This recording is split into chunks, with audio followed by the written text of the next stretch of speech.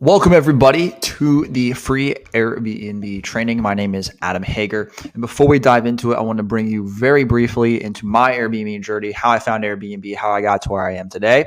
So I started back in 2020. I was actually a chat closer. So this is me with James Conti. He does e-commerce now, but back in 2020, he was actually a chat closer as well. So I was closing DMs for popular dating coaches at the time. I was saving up money. I was looking for a business model that I knew I could expand and grow into, really a real estate empire, but I didn't have tens of thousands of dollars to invest in real estate. And I remember going on a trip to Myrtle Beach with my friends. And while kind of contemplating on the beach one day, it really hit me that real estate is the way to go. And I kept looking and found Airbnb in the model and really jumped right at it at the beginning of 2022. And I actually landed my first property. So here's my first property on the left, the beginning of 2022. And this is actually a screenshot from the first $630 booking that I ever got from Airbnb. And I got to tell you, that felt really good. However, for an entire year, I almost did not expand because I was lazy. I didn't have the right mindset. Wasn't around the right kind of people. So at the end of the year, I got surrounded myself with the right kind of people, reinvested in myself, grew in a vision to really build up Airbnb, and have really been growing massively since. So in the last year or so, we've done over $357,000 worth of revenue. We've had multiple properties now across the East Coast. This is actually pictures of some of our properties that we have furnished, gotten stage and professional photography for, and that's where we're at. Now we're at the point where we're helping others to do the same as we're still expanding our portfolio. So what I want to walk with you through now is what exactly is Airbnb arbitrage, right? You probably heard it many times, but what is it? Well, essentially what Airbnb arbitrage is where you take a house or property that you find and you list it on Airbnb. It's really that simple. There's a 4-step process of usually how it works. First one is you find a rental unit. So it could be a single family home, apartment, multifamily. You sign a lease with the landlord. So you sign a lease as a typical long-term tenant under your business LLC. And then you're going to furnish the unit and hire a team. So purchase furniture, hire cleaners, handyman, really build out the unit. And then finally, you're going to list it on Airbnb. And you're going to pay your rent, your utilities, and cleaning costs, and you're going to profit what is left over after all of that. That's the really short version of what is Airbnb arbitrage. But now you're kind of asking, what is really the process or steps to acquire these Airbnbs and get through this process? Well, it's about a 7-step process that you can do over and over and over again. And essentially, it's going to look like this. So first, you're going to have to do market research. Then you're going to have to find deals. Then you have to pitch the landlord to convince them of your services. Then you're going to actually sign the deal. You're going to furnish the unit. You're going to hire the staff. You're going to list this on Airbnb. And then you're going to set up the softwares. And then really you're going to rinse and repeat this over and over again until you're, making as much income as you like. I think most people are making between $5,000 to $10,000 after 4 to 6 months of being in it. So it's extremely lucrative. Let's dive into each one of these a little more in depth of what these points actually are. So the first one is market research, right? And for market research, first thing you're going to want to do is you're going to look up in the areas you're interested in. Hey, what are the short-term rental regulations, or what are the short-term rental bylaws? And really understand, do you need a permit? Are there other restrictions? Is it a free-for-all? Is there anything going on? Is Airbnb a short-term rentals completely not allowed? You first got to do the Google research. Second, you're going to want to use a software like AirDNA to properly map out and understand the data of the area you're looking at and see what the potential profitability is of the units in that area, and whether or not it'd be a good area or whether or not it'd be a bad area for you to start Airbnb in. The second stage is then going to be actually outreaching to landlords in those areas. We're specifically looking for people who, maybe real estate investors that have multiple land properties, right? So you're going to go on websites like HotPads, Zillow, Trulia, and you're actually going to reach out to them. And we have a script that we use that works really well to introduce them to the concept of short-term rentals and what we do to engage in conversations. And the ones that are interested are going to respond back. And then we're going to actually go through the pitch and kind of engage in conversations with them. And that's step 3, right? Step 3 is going to be, pitching the landlords, signing the deal. So we use the landlord conversion script to actually speak and pitch with these landlords. Then we're going to sign the landlord standard lease, right? So we don't need any sort of special lease. We can use their lease, just put our corporate company on it. But we do make them sign an addendum, which is just an additional document. You can kind of see a picture of it here that allows us to operate a short-term rental company on their property. So that way they can't, try to sue us or tell us later and say, hey, these guys are doing this without my permission. They actually signed an addendum that clearly lays this out. And what's cool is it even says in there that if the rental laws get changed and Airbnb is no longer allowed, that the lease is null and void. So you're not going to be on the hook for having to deal with that in the event that there are short-term rental regulations. So that's step 3. Step 4 is actually you're going to furnish the units. You're going to go on Amazon, Wayfair. We actually have our own furniture sheets we give our students here. This is just a brief snippet of it, of kind of everything that they need with the links to it. So you can get started. You're going to probably, if it's nice enough of a unit, like it's a luxury house, you're going to maybe hire an interior designer off of websites like Fiverr for a couple $100s to help give the design and layout to make it as appealing as possible to the people you're marketing on Airbnb. After you furnish the unit, you're going to need to hire some staff, right? We're going to need some cleaners. So we make initial conversations with cleaners from Turno, which is an app, and then we take them off platform to develop more of a longer term relationship. For handyman, we can get these from Craigslist, post ads. This is actually a real ad that I posted of a general labor or like furniture assembly that I'm looking for. I get all of them from Craigslist. I interview them, make sure they're good. You can also go on Thumbtack or TaskRabbit or other sites like that. Photography, you're going to want to look for real estate specific photographers that can actually take really good photos. Don't take photos with your phones, guys. That's not going to work in today's day and age. It's an amateur hour here, but you're here to build a professional short-term rental business and, make hundreds of thousands of dollars. Can't be doing it with pictures from your phone, right? And then last, after you have a few different units and you're building up your portfolio, you don't want to be the one running them yourself. You want to have a team that's running them. So that's where we got to find virtual assistants, ex-Airbnb employees who can help in this process. And I use onlinejobs.ph to do that. Interview them, make sure they're good, get them in my system, get them in my team, and have them actually run the day-to-day operations for myself and my students as well. Step 6 is going to be list an Airbnb. So here's an example of a really optimized profile listing. No, this is not my listing. I'm just showing you an example of one that looks really good, right? It's well designed. It's simple. The pictures look pretty good. You got great views. It's got the cover photo, etc. Optimized title and description. It tells us where it is. Like it's a Brooklyn penthouse with city and skyline, 8 minutes from Midtown. So you're going to want to optimize your listing.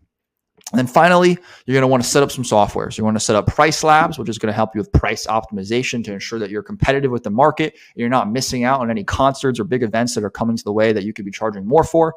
You're going to want to set up a channel manager like Hospitable that'll automatically send messages to your guests, allow you to rate reviews, to connect with your electronic locks, and many other things as well. And then finally, for security, you may want to install things like Ring and Minute and have those softwares and things in place as well. But this is really the 7-step process. It's simple, right? But there's a lot to learn and there's a lot you have to do to really build this out and be super efficient and scale as quick as possible with this. But that is the process. So in summary, you can create an Airbnb portfolio through arbitrage or property management. The Airbnb arbitrage method is the fastest way for you to scale to a 6-figure portfolio, and it's what Vince and I did. And arbitrage is a quicker and less capital way than traditional real estate investing where you're putting $10, $20, $30, $40, $50,000 down to buy properties. In this case, you're actually leveraging other people's properties. And then finally, scaling is a repeatable 7-step process to actually achieve financial freedom. So if you like what you saw here and you're more interested in working with us or just learning more about the Airbnb method, respond back and just say the word interested, and we'll continue to talk with you and make sure that we can actually help you and figure out what the best direction would be and how to get started with, having your own short-term rental Airbnb arbitrage business. Hopefully become one of our next case study students like Wendy and Greg, who actually landed 4 deals in their first 6 weeks, which is going to be about an extra $4,000 per month in profit, which is awesome, right? That's what we're looking for. If you have any more questions, welcome. Today, we're going to be going over some of the fundamentals of scaling and things you need to keep in mind as you're scaling your new short-term rental business, right? So first off, there are, multiple different ways that you can scale an Airbnb portfolio, okay? There's houses and standalone apartments. So standalone apartments and houses could be, duplexes, single-family homes. Standalone apartments could be apartments that are in an apartment, a very small apartment building. They could be apartments that are in a house where the top floor is one apartment, the bottom floor is another apartment. And they're just typically separated apartments that are in some big apartment building. Next is vacation rental properties. So these could be beach properties, lake properties, ocean properties, ski properties, kind of the typical thing you would think of. Where would people go to visit? A good example of this would be in Kissimmee, which is Disney in Florida. All of the properties there are pretty much vacation rental properties. There's these large mansions that are specifically designed for kids and people that are traveling to Disney to rent out the property, right? That's a vacation rental property. And then there's going after apartments in apartment buildings. So these are apartment buildings that have 50, 100, 200 different apartments in them.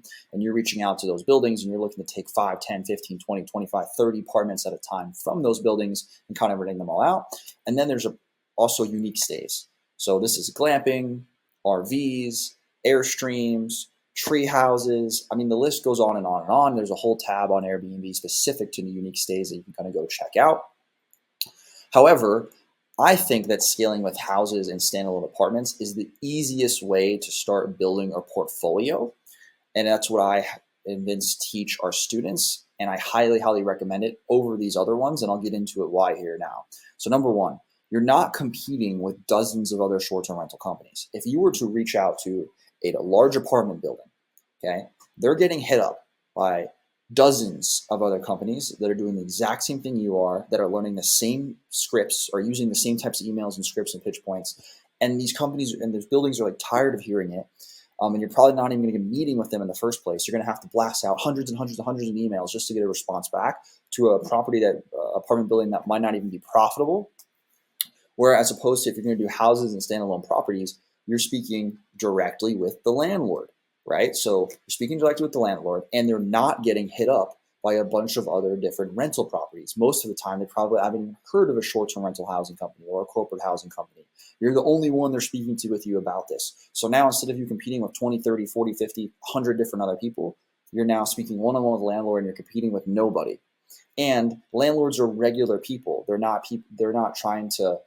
just trying to get their house filled, their apartment filled. They're not trying to swindle you. They're not trying to make these big negotiations. In big apartment complexes, they hire somebody called a property manager that gets paid $50,000, $60,000, $65,000 a year, whose whole job it is to get rid of those apartments. So now you have to negotiate with them. You have to get leverage and all this stuff. Where a landlord is going to be a lot less complicated. You're speaking to a regular person who wants their place rented out. Number three, working with you is much more beneficial to a landlord than working with a long-term renter. So there's a few different reasons this is. One of the reasons is the fact that you're a business, so you're never going to leave the property. You're going to continue redoing the lease over and over and over with them. Unlike a family who may sign a lease for 2 years and then move, and now they have to worry about finding new people. You're never going to leave because you're making money, right? Number two, you're going to keep the property in tip-top condition and let them know when things are broken because your guests will let you know and you'll get bad reviews if things are broken. Unlike a family who lives there, who could maybe not even tell the landlord there's an issue until they move out. And now the landlord does the inspections, things fail, they have to spend a lot of money. It's a headache to them. You fix that problem for all these landlords by taking over their property as a short-term rental company. Number four, you don't need additional insurance. If you're going to be going after vacation rental properties, these large beach houses, these lake houses, things like that, you're going to have to pay for additional insurance, and it's not cheap. It could potentially be thousands of dollars, which is then going to affect your bottom line and your revenues. When you get houses or standalone apartments, they're not these super like crazy large beach houses and things like that. They're just regular homes. You don't need insurance. I don't have insurance in any of ours. Airbnb covers a portion of it. The landlord has their own insurance. That's it. That's pretty much all that's needed. For apartments and apartment buildings, oftentimes they make you get insurance on them, especially if you're taking 5, 10, 15, 20 units. They're making you get insurance, which is an additional cost you're going to have to get that you're not going to have to do if you're going after houses and standalone apartments. Next, larger properties usually bring in more revenues. So if we're going after houses instead of apartments, if we go for a 3-bedroom house that holds 8 to 10 people, if we go to a 1-bedroom apartment that maybe holds 4 people, so our house is holding about triple the amount of people, which means we're going to end up making a lot more revenue as well, right? A house that can hold 18 people is going to make more than a house that holds 5 people in most situations as well. So the more properties we get, we can have less properties. As you're a beginner, you can have less properties, but still make more money than someone who has more apartments than you. At 6, it's easier to start managing one property and slowly build a solid team than take on 5 to 10 at once. This is a common beginner mistake. It sounds good to take 5 to 10 apartments at once. However, you have no idea what you're doing. You don't have the team in place. You don't have the softwares in place. You're not even familiar with Airbnb. You don't have virtual assistants and team. You don't know how to handle everything. So you're going to be making a lot of mistakes. Those mistakes could bankrupt you. If you don't negotiate properly, or you don't have operations and you're getting your listings banned and removed on 5 to 10 units, you could very quickly, your cash flow, your business could go up in flames. If you get a house, one house, and you make some mistakes as you're setting it up, you spend more than you need to, and you're working on the team, it's only one house, okay? So you're going to fix that. And then as you get more properties and more properties, you're going to start building a solid team in place. Everything's going to run smoothly. Your business isn't going to be ruined if you make mistakes on your first property, which it could be ruined if you make mistakes when you have 5 to 10 properties at once. And then after you have 5 to 10 properties, then you can start going into these different ways to scale with Airbnb. You could go to vacation rentals, you could go to apartments and apartment buildings. Now that you have the solid team structures and negotiation skill sets in place, then you can start exploring other areas. But it's best for beginners, and that's what we teach our students, is to focus on houses and standalone apartments first. Number 7, and this kind of goes into my same point, you can learn from your mistakes without it ruining your business. If you take 5 to 10 at once, the mistakes are compounded by 5 to 10 units. If you have one property and you make a mistake, it's just the one property. And finally, you can have the landlord pay for furniture via property management, which doesn't require any capital from you. So just a reminder what property management is. Instead of picking up a lease, you're going to work with a landlord and you're going to just manage their property for them on the short-term rental sites like Airbnb and potentially VRBO, and you're going to split the revenue with them. So you may get 20% of the revenue, they get 80% of the revenue. But they're going to pay for all of the costs. They're going to pay for the cleaning costs. They're going to pay for the utilities. They're going to pay for electric. They're going to pay for Wi-Fi. They're going to pay for all of the furniture. So you're going to have a $0 investment when you're starting off, and you're just going to get consistent cash flow for managing it, which is huge. You're not going to get that in apartment buildings. When you get apartment buildings, you have to get leases. So you're going to be spending 12, 13, 14, 15, 16, 17, however much it is per month per lease that you owe. So if you get 5 units and it's $1,500 a month, what is that? 15, 30, 45, 50, 65. That's $6,500 a month that you're going to owe in rent, compared to if you got property management deals where you wouldn't have to owe a single dollar. And you can only do those types of deals with houses and standalone apartments where you're speaking directly with landlords, because you bring a lot of value for them. Occasionally, you can do it for a vacation rental property, but you're not going to be able to do it for apartments and apartment buildings, and you're not going to be able to do it for unique stays. So these are the ways. This is the reason why we highly focus and suggest and teach our students to focus on scaling and starting your short-term rental business. Make your first $5,000, $10,000 a month just focused on houses and standalone apartments, and then you can switch to other business models once you have the team and skill sets and everything in place, and your business isn't going to collapse by taking on 5, 10, 15 units or taking on these luxury units, or investing in creating a unique stay like an Airstream or an RV or something like that. Okay, guys, in this lesson, we're going to be talking about how to analyze markets for accuracy on AirDNA, so that way you know exactly how much your listings are going to produce and you can conservatively estimate whether or not a deal is going to be a good deal. So I'm just going to break down the framework on how we use AirDNA to really fine-tune this process, because we are very conservative about the units that we choose, because we want to make sure that they're going to be 100% profitable. Okay, so doing financial analysis on short-term rentals is extremely important before buying or arbitraging property. I think the days are gone where you can just accept any deal, throw it on Airbnb, and make a profit.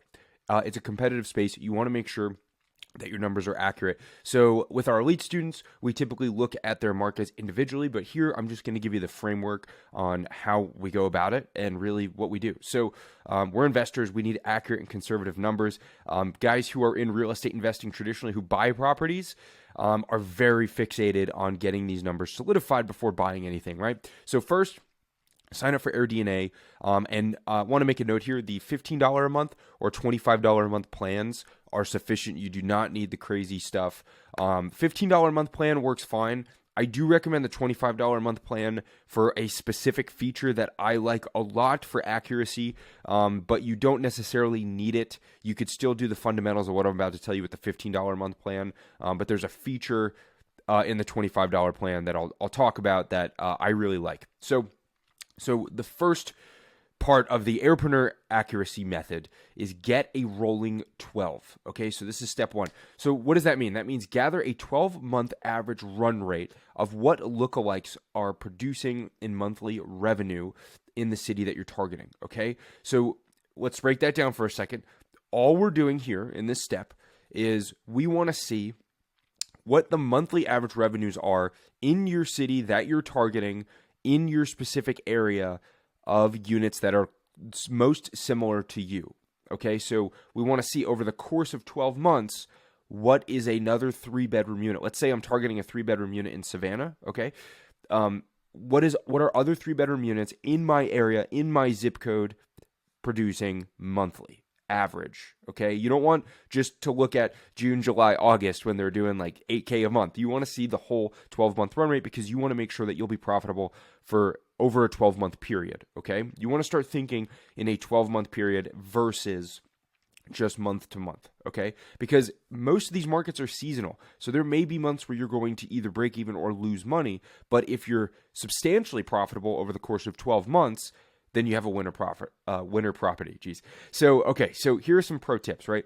You want specifics. You don't want to just go to Savannah, Georgia, and then look at a 12-month run rate of revenue and then take your data based on that. You want specifics, okay? So first is your zip code. Narrow down to the submarket. You see how it says submarkets here? You definitely want to go into the submarket section of a city and then make sure that you're looking at the submarket that you would be operating in or the property that you're looking at is operating in. And then make sure you zoom in on the map there, get as close to that part of the city or town that you're considering operating in, and then your size listings as well. So then use this filter here to narrow down by specifically the types of listings you're looking for. So if you are looking at 3-bedroom units, narrow down this search to specifically the submarket of Savannah that you're looking in and the 3-bedroom units. Now, why? Because you want to compare specifically to other people who have the same type of units as you for the most accurate data, okay?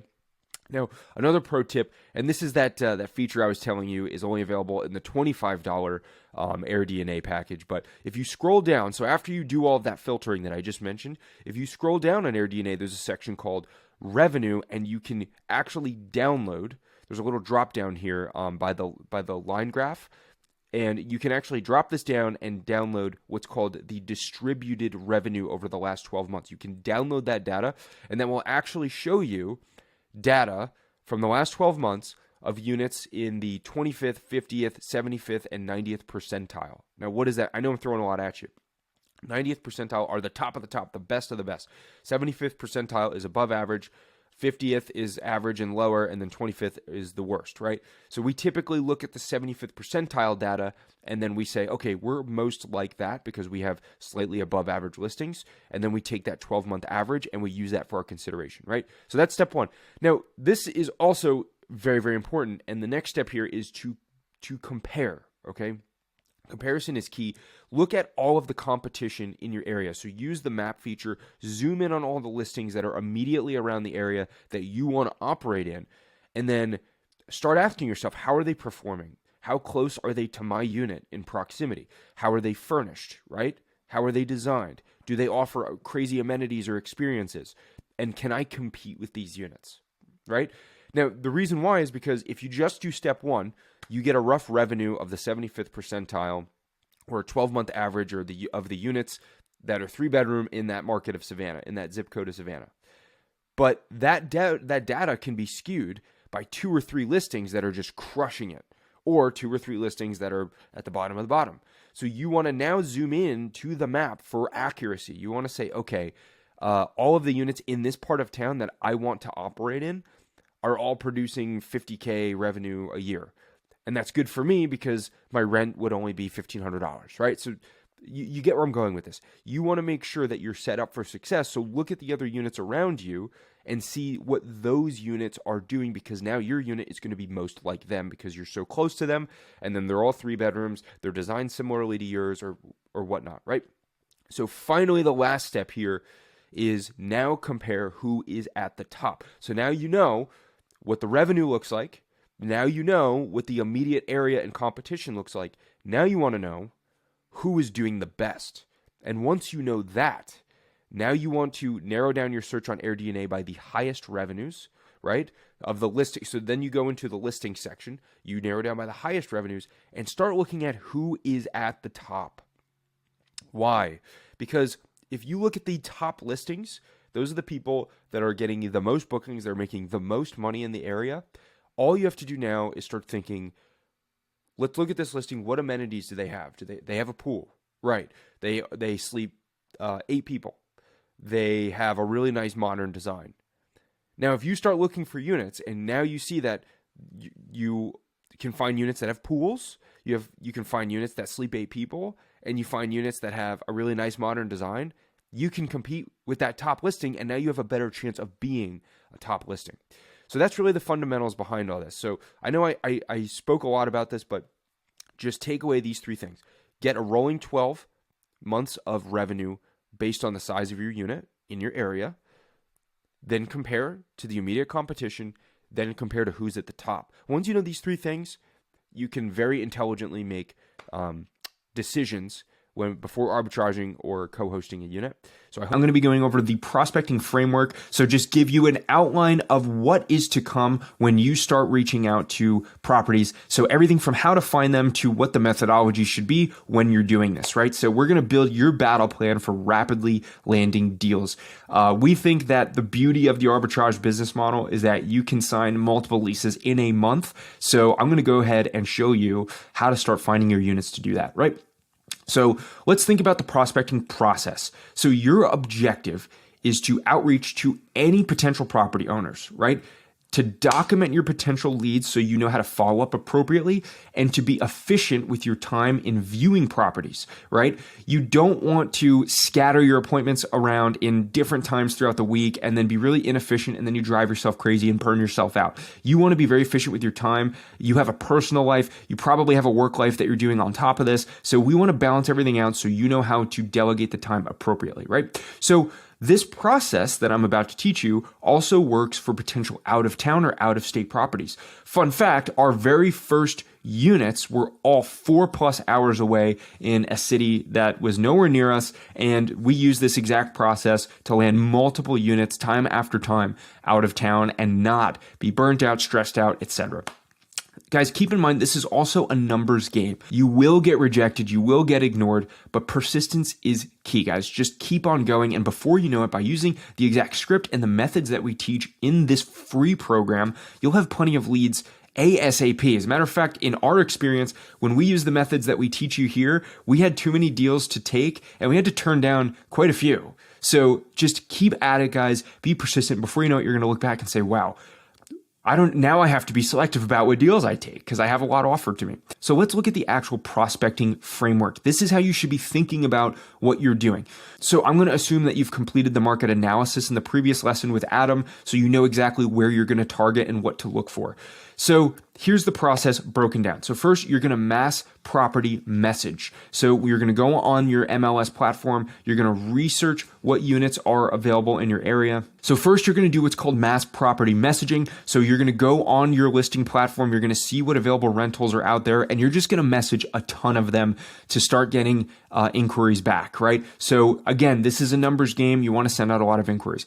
Then you're going to call all potential leads. So properties that respond to you, yes, no, maybe, we're going to reach out to them. Then you're going to document this process in your own customer relationship management system. And I have a free gift for you on that, so stay tuned. And then you're going to bulk schedule your meetings. So you don't want to have them several times throughout the week and drive yourself nuts. You just want to bulk schedule them on a single day so you can do them all at the same time and keep your schedule organized. And finally, you're going to do your final property analysis, make sure the deal fits to what you're looking for, and then start making offers, right? So that's really what the process is in a nutshell. Now, here is our free gift to you guys. I'm really excited to give this to you. We went ahead and actually built you a a Google Sheets prospecting template. So I'm going to go ahead and open this up, and this is our free gift to you. So this is actually a CRM document that we created for you to document your leads. I'll explain how this works in the upcoming lessons when we actually talk about messaging your listings, but this is a free tool we're giving you absolutely at no cost for you to document what properties you're reaching out to, the landlords, the landlord contact information, where you are in the process, whether you need to follow up with them, whether you won the deal, lost the deal, you arranged a meeting, etc. So this is going to be very crucial to your success and following up with the deals appropriately. Very, very excited to get to this. So go ahead and go into the next lesson where we'll be talking about how to start reaching out to properties. In this lesson, we're going to be talking about where to find rentals for your arbitrage and property management prospecting, right? So we're not reinventing the wheel. This is actually a very simple process, and I'm going to show you where specifically you can find properties to start reaching out to as potential leads for your arbitrage and property management business, right? So let's dive in. So where do you find rental units? Remember, we are looking for homes and apartments available for rent that we can then lease and then list on our platforms. So these properties can be found on your favorite MLS platforms that list apartments. That's it. I mean, it's a very simple concept here. For those unfamiliar, MLS is the multiple listing service. This is just any public for rent, for sale listing service for both homes and apartments. So here's what you want to do, right? So here's the thought process behind our prospecting process. So first, do your market research to identify specifically what will be successful, where it will be, and at what size. Right? So based on the research that you did in the previous lesson with Adam, you want to do your research to know exactly what you're looking for. You don't want to just type in Atlanta and go to town. You want to know where in Atlanta is your best chance for success. You want to know what size listings are your best chance for success. So 1 bedroom, 2 bedroom, 3 bedroom, etc. And what part of town. So you just want to know like what amenities, everything, right? So you want to try to be as specific as possible. Now, once you know that, then you're going to head to your MLS platform and filter down by your target area and size. So let's say it's Atlanta. You're going to filter down by 3 bedrooms and you're going to try to zoom in on the part of Atlanta that you really want to target. And then finally, you're going to blast message all listings on the platform that fit that criteria. So if 100 listings come up after you filter down, you're going to reach out to all 100 on the MLS platform itself, right? I know, sounds a little alarming, but guys, that's what it takes. It's a numbers game. Don't overthink it. Just get messages out there. Now, you're only going to get a certain amount of responses, but those are the ones that we care about, right? So here are some pro tips, right? Try to find listings that are not listed by agents or property managers. They're pretty much middlemen, and they're not going to get you to the decision maker right away. Now, in our Airpreneur Freedom Accelerator program, where we have elite clients, we actually show them how to find listings that are for rent by owner. So you actually just skip the real estate agents and the property managers, and it gets you right to the decision makers. So we have a few ways that we've identified to find those types of listings. Those are for our elite clients. So if you're interested in that, please let us know. But otherwise, a second tip is listings that are furnished are actually great property management deal prospects, right? So if they're already coming with the furniture, you can actually shift your focus into a property management deal and pitch them on why they might make more money by working with you. They also serve as great arbitrage units as well if they are furnished. Just keep in mind, you're probably paying a premium in rent if they are already furnished. So the third thing is focus on only 1 or 2 platforms at a time to ensure you're getting back to your leads. If you start going on all of these different platforms and start reaching out to landlords, it's going to be difficult for you to keep track of where the leads are coming from. So maybe just focus on 1 or 2 at a time. So here are some of the platforms that we use. Again, we're not reinventing the wheel, guys. It's Zillow, Trulia, Apartments.com, Rent Cafe, HotPads. So these are all listing platforms that have apartments available for rent, homes available for rent, etc. So really quick, let me just show you what I'm talking about. Again, I keep it very, very simple, but we'll go to a platform like like Zillow, geez, my goodness. And then we'll go to the target city, and then we'll go to for rent. And then we're just going to start zooming into the parts of town that we researched. So again, you did your market research, you know what you're looking for. And then finally, what I'll do is I'll maybe narrow this down by the size of the unit that I'm looking for, right? So I'll go to beds and baths. I will narrow this down to exactly 3 bedrooms, maybe leave the bathrooms. And then again, as long as this fits the criteria that I'm looking for, I will just start messaging everyone, right? So again, you want to make sure that you've done your research beforehand, right? But again, not reinventing the wheels, guys. That's really all there is to. Okay, guys, in this lesson, we're going to be talking about what to say when you find listings that you want to start reaching out to. Before giving the landlords a call, you need to message them and just gain some interest and just start generating some leads. So I'm going to tell you what to message, right? We get this question all the time. What do I say, right? So once you've narrowed down your rental search by your specific criteria, remember, we're looking for specifics, guys. You must now blast message properties on the platform. So remember, we are going to send messages to every possible property that fits our criteria. Here are some pro tips. It is better to message on platform to keep your messages organized in one spot. Emails show as spam. I'll go ahead and show you what I mean by that, but usually these platforms like Zillow, Trulia, etc., you can actually message the listings on the platform itself. So I recommend that you do that so you can keep all your messages organized. And if you start emailing people, usually they won't get all of those emails. They probably get a million emails a day, and a lot of them show up as spam. The other thing is when you reach out to properties, having a website for your business will help you appear way more credible. With our elite clients, we actually show them how to build a very professional, very compelling website on how to do this. But go ahead and use your favorite website builder, Wix, WordPress, etc., and build a professional looking site that says that you're a short-term rental company and that you are credible, right? So, and then when messaging, focusing on the benefits to the landlord is extremely important, not the benefits to you, right? So here's what I mean. Here's what you do not want to say, right? Hey, I'd like to Airbnb your property. They're going to tell you, screw off. I'm interested in your property to sublet. They're going to tell you, go away, right?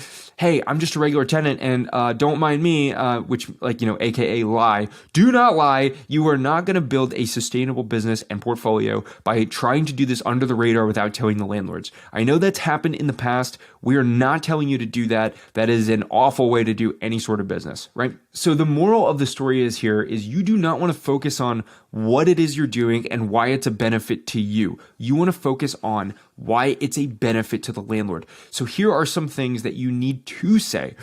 First, you want to say that you're interested, right? So get the landlord excited that they see somebody who is genuinely interested. And if you show genuine interest, then they want to get back to you. You do want to say that you run a short-term rental or corporate housing company, right? You don't necessarily want to just say, I'm a tenant. You want to show them that you're a business owner, that you're a professional, and that you represent a company.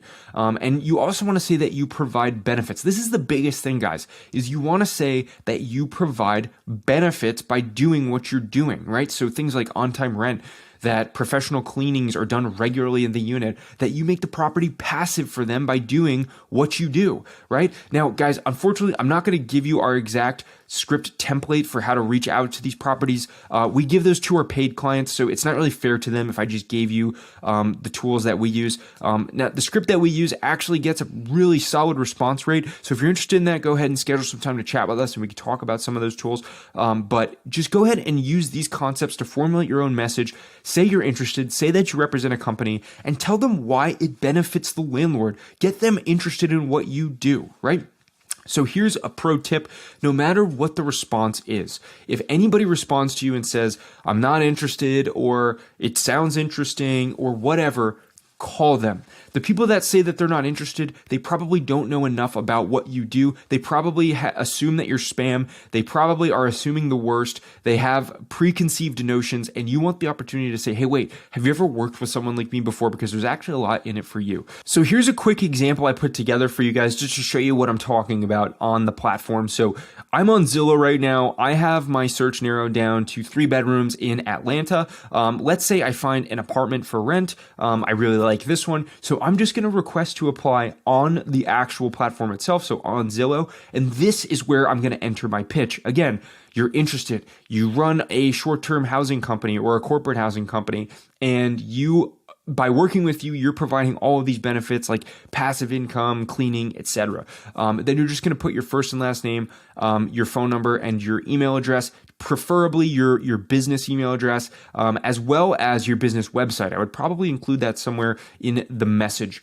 On some websites, they actually ask for like credit score and income verification. I would just put the most compelling option possible because they're working with you, a business, not necessarily just you, the person. So I would make your offer compelling. I wouldn't be a liar or say things that are not true, but I would make your offer compelling and again, focus on the benefits to them. So that's really all there is to it, guys. And that way, when you reach out to listings on this platform, all of them will show up on the Zillow messages on your account, or they will come in as email responses to you so you can keep everything organized.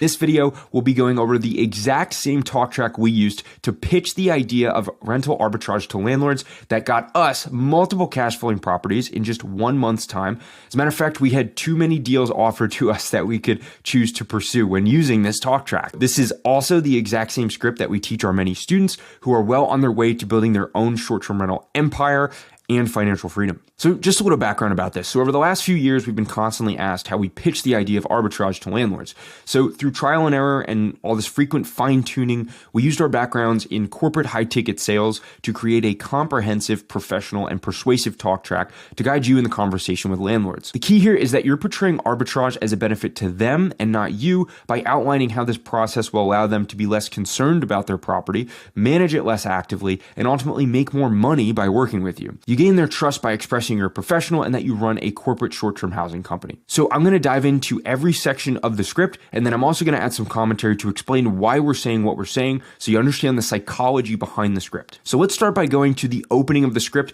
Just to preface, this is used after sending them a message on an MLS platform like HotPads, Trulia, Zillow. Ideally, you would have already sent them a message expressing your interest and giving them a brief statement about who you are and what you do. So after you send your message, if the landlord responds to you at all, whether it's a yes, no, maybe, etc., we advise the students pick up the phone, give them a call, and then dive right into this script. So let's take a look at the opening. Hey, John, I saw your listing on HotPads for 123 Main Street. I run the corporate housing company that messaged you. How are you doing? Great. Awesome. I saw your message and I just had to reach out because I was wondering if you've ever worked with a corporate housing company before. No. Okay, no problem. We are actually very similar to working with a typical long-term tenant. Just like a long-term tenant, we sign a multiple-year lease and you get your rent on a monthly basis. But instead of having one person stay at the property, we specifically design the property to attract business professionals such as travel nurses, electrical engineers, and other business travelers to stay at the property. Does that make sense so far? Okay, so let's break this introduction down. So here we're introducing ourselves to the landlord and asking them if they've ever worked with a corporate housing company before. So this gives them the opportunity to respond inquisitively, and it gives you the opportunity to open up about your services. So for context, we typically make these calls to anyone who responds at all on Zillow, HotPads, etc. And that's, yes, even if it's a not interested response. And here's why. Most people have preconceived notions about short-term rentals, about corporate housing, and so on. And by calling and opening them up to a discussion, you're giving yourself the opportunity to correct their thinking. So one important note here is almost every section in this script ends with a question. So why is that? It's so that you remain in control of the discussion and that you also gain periodic buy-in. So they get used to saying yes to you. So they get used to wanting to hear more from you. So let's dive into the next section. And this is where we're actually going to be discussing the benefits of your services. Okay, that sounds interesting. So what are you responsible for? Okay, we would handle all minor maintenance, professional cleanings, and guest management. So this would be a 100% passive income source for you. In addition, since we're a business, we really want to develop a long-term relationship with you. Unlike a tenant, we'll never leave their property because we are making money with corporate housing. Also, for future properties you purchase, we will be first in line to take those over as well. And if you ever decided to sell this property, we'll be the first ones to put in an offer. Does this sound like something you'll be interested in? Okay, so let's talk about this. Here is where your offer shines. Now, why is that? What is it that landlords lose sleep over? Here's what. Late payments, evictions, tenants ruining their properties, vacancies, managing the day-to-day about the leaky toilets, right? So you're essentially offering for all of this to be eliminated and at no cost to them since you are taking over their lease for the agreed upon rent. So they're not paying any extra for your services. And most of them are coming from the background of having to pay 10, 20, 30% for property management. You are paying exactly what they want in rent and offering them a passive property and not to have to deal with the tenant again. This is really why working with you is so valuable. So then in the next section, we're going to gain some commitment from them and then move them forward in the process. Yeah, that sounds great. Great. So before we set up some time to tour the property, I do need to make sure there are a few things you're okay with that we need to have set up for our corporate housing business. Is that okay? Sure. What's that? Are you okay if we set up cameras outside the property for guest safety? Yes. Are you okay with us installing an electronic lock to manage our guests? Of course, you'll have access to this as well. Yes. Great. In addition, we do have the landlords we work with sign an addendum that allows us to operate a corporate housing company. It's a really simple document, and I'm happy to email you a copy as well as bring a physical one for you when we set up some time to tour the house. Essentially, it's saying that you are allowing us to have our corporate clients on the property. Does that work for you? That's okay with me. All right, so let's analyze what we're doing here. First, we're asking multiple rapid fire questions that are so minor that they stimulate yes responses. So this warms up the landlord to saying yes and further priming them to be positive to your offer when you finally ask for the sale. Second, we're gaining tiny commitments to the overall idea, which further brings down their guard and makes the overall decision much less intimidating, right? So you're also demonstrating your professionalism and attention to detail by asking them these questions, which gives you the appearance of being a well thought out representative and a professional business. Lastly, these things, locks and cameras, it shows that you're dedicated to safety and guest screening, so they will feel even more comfortable with the idea of you running the property. So in the next section, we're actually going to propose a rent concession. It would go like this. Great. Lastly, since we invest a lot of money into furniture to make it as best as possible for our corporate clients, we typically are looking for 6 to 8 weeks in rent concessions to help recoup some of our initial costs. We would be willing to sign a 2 to 3 year lease agreement with you. Is this something you're open to? So we strongly recommend you seek a concession when reaching out to landlords to talk about arbitrage. And this is because you'll most likely be investing anywhere from $5,000 to $15,000 to furnish a unit, although this varies greatly based on the size of the unit and the level of luxury and the design that you're using. Although we at airpreneur.com focus on teaching methods of bringing these costs down in a replicable process through like a templated furniture sheet, but that's besides the point.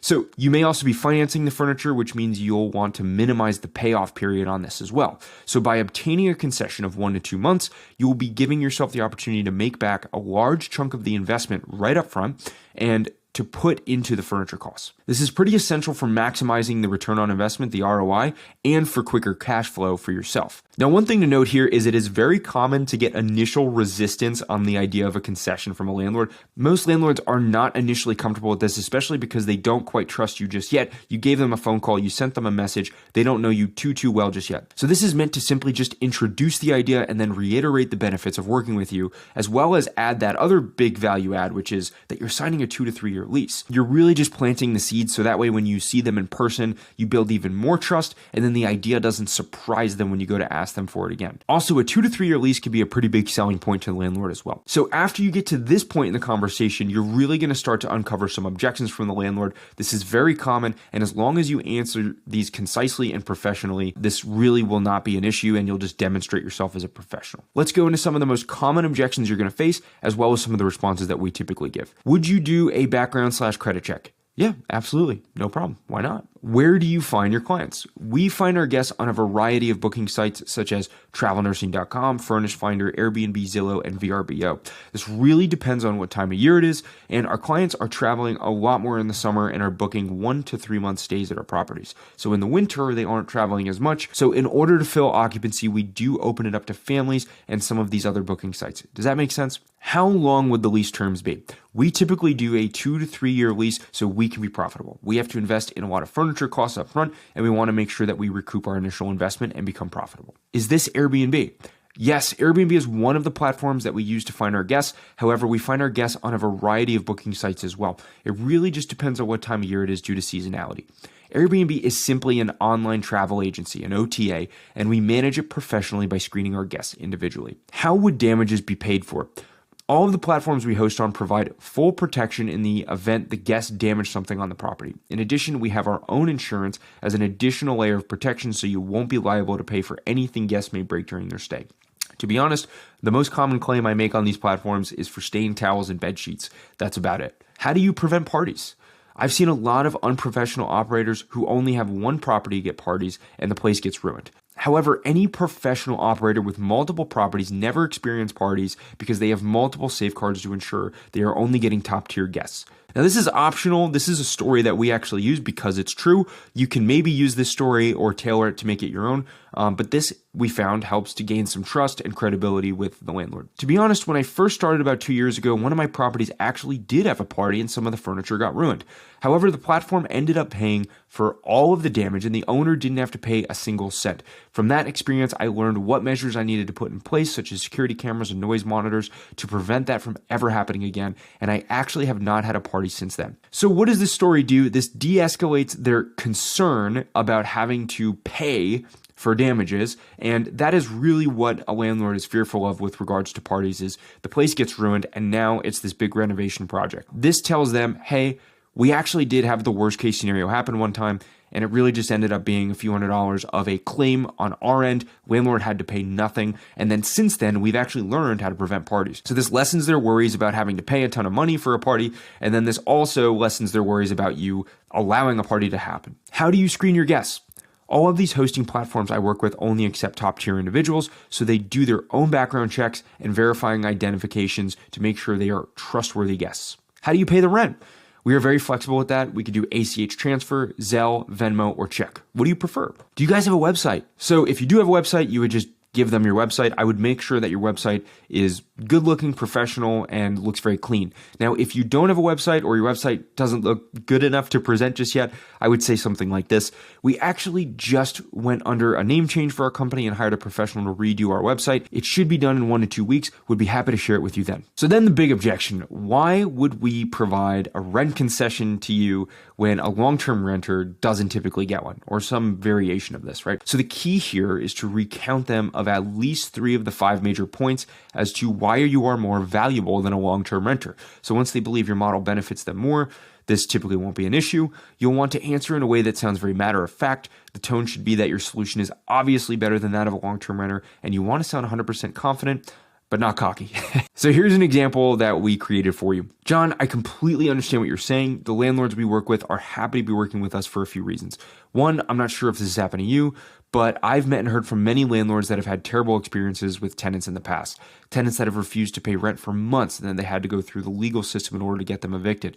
Tenants that have damaged the property and the landlord didn't even know about it until they left. These situations had costed them thousands of dollars. Has anything like this ever happened to you before? So one thing to note here is by asking them this question, whether or not these things happened, you're allowing that thought to marinate in their minds and they're still thinking about that. That could happen to my tenants. So then you proceed. The corporate clients we work with have no tenant rights because they aren't signing a lease, so we never need to deal with an eviction situation. Secondly, anytime something is damaged, we find out about it immediately and get it fixed. We can't afford to have things not working for our guests. So, and John, in addition, we're a business, not a typical tenant. We plan on renewing our lease with you indefinitely until you decide you want to sell the property. You're never going to have to worry about finding another tenant for this property, and any new properties you acquire, we'd be the first to take a look at it and potentially sign another lease with you as well. So while we ask for some upfront rent concessions, you are undoubtedly in the long term going to make more money with us and have less problems than a typical tenant. And this is why we have so many landlords decide to work with us for years.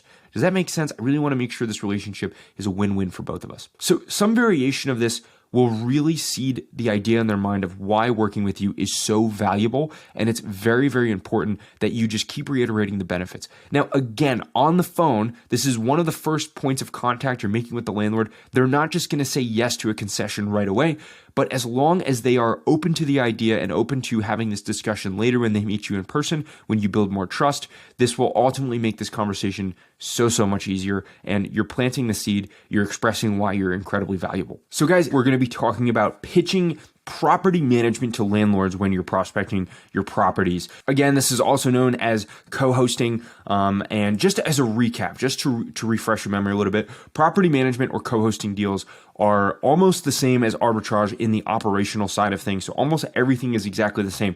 The biggest difference is that A, you are not paying for the furniture that is done on behalf of the landlord. B, you are not signing a lease, you are signing a property management contract. And C, or 3, can't even remember if I was doing numbers or letters here.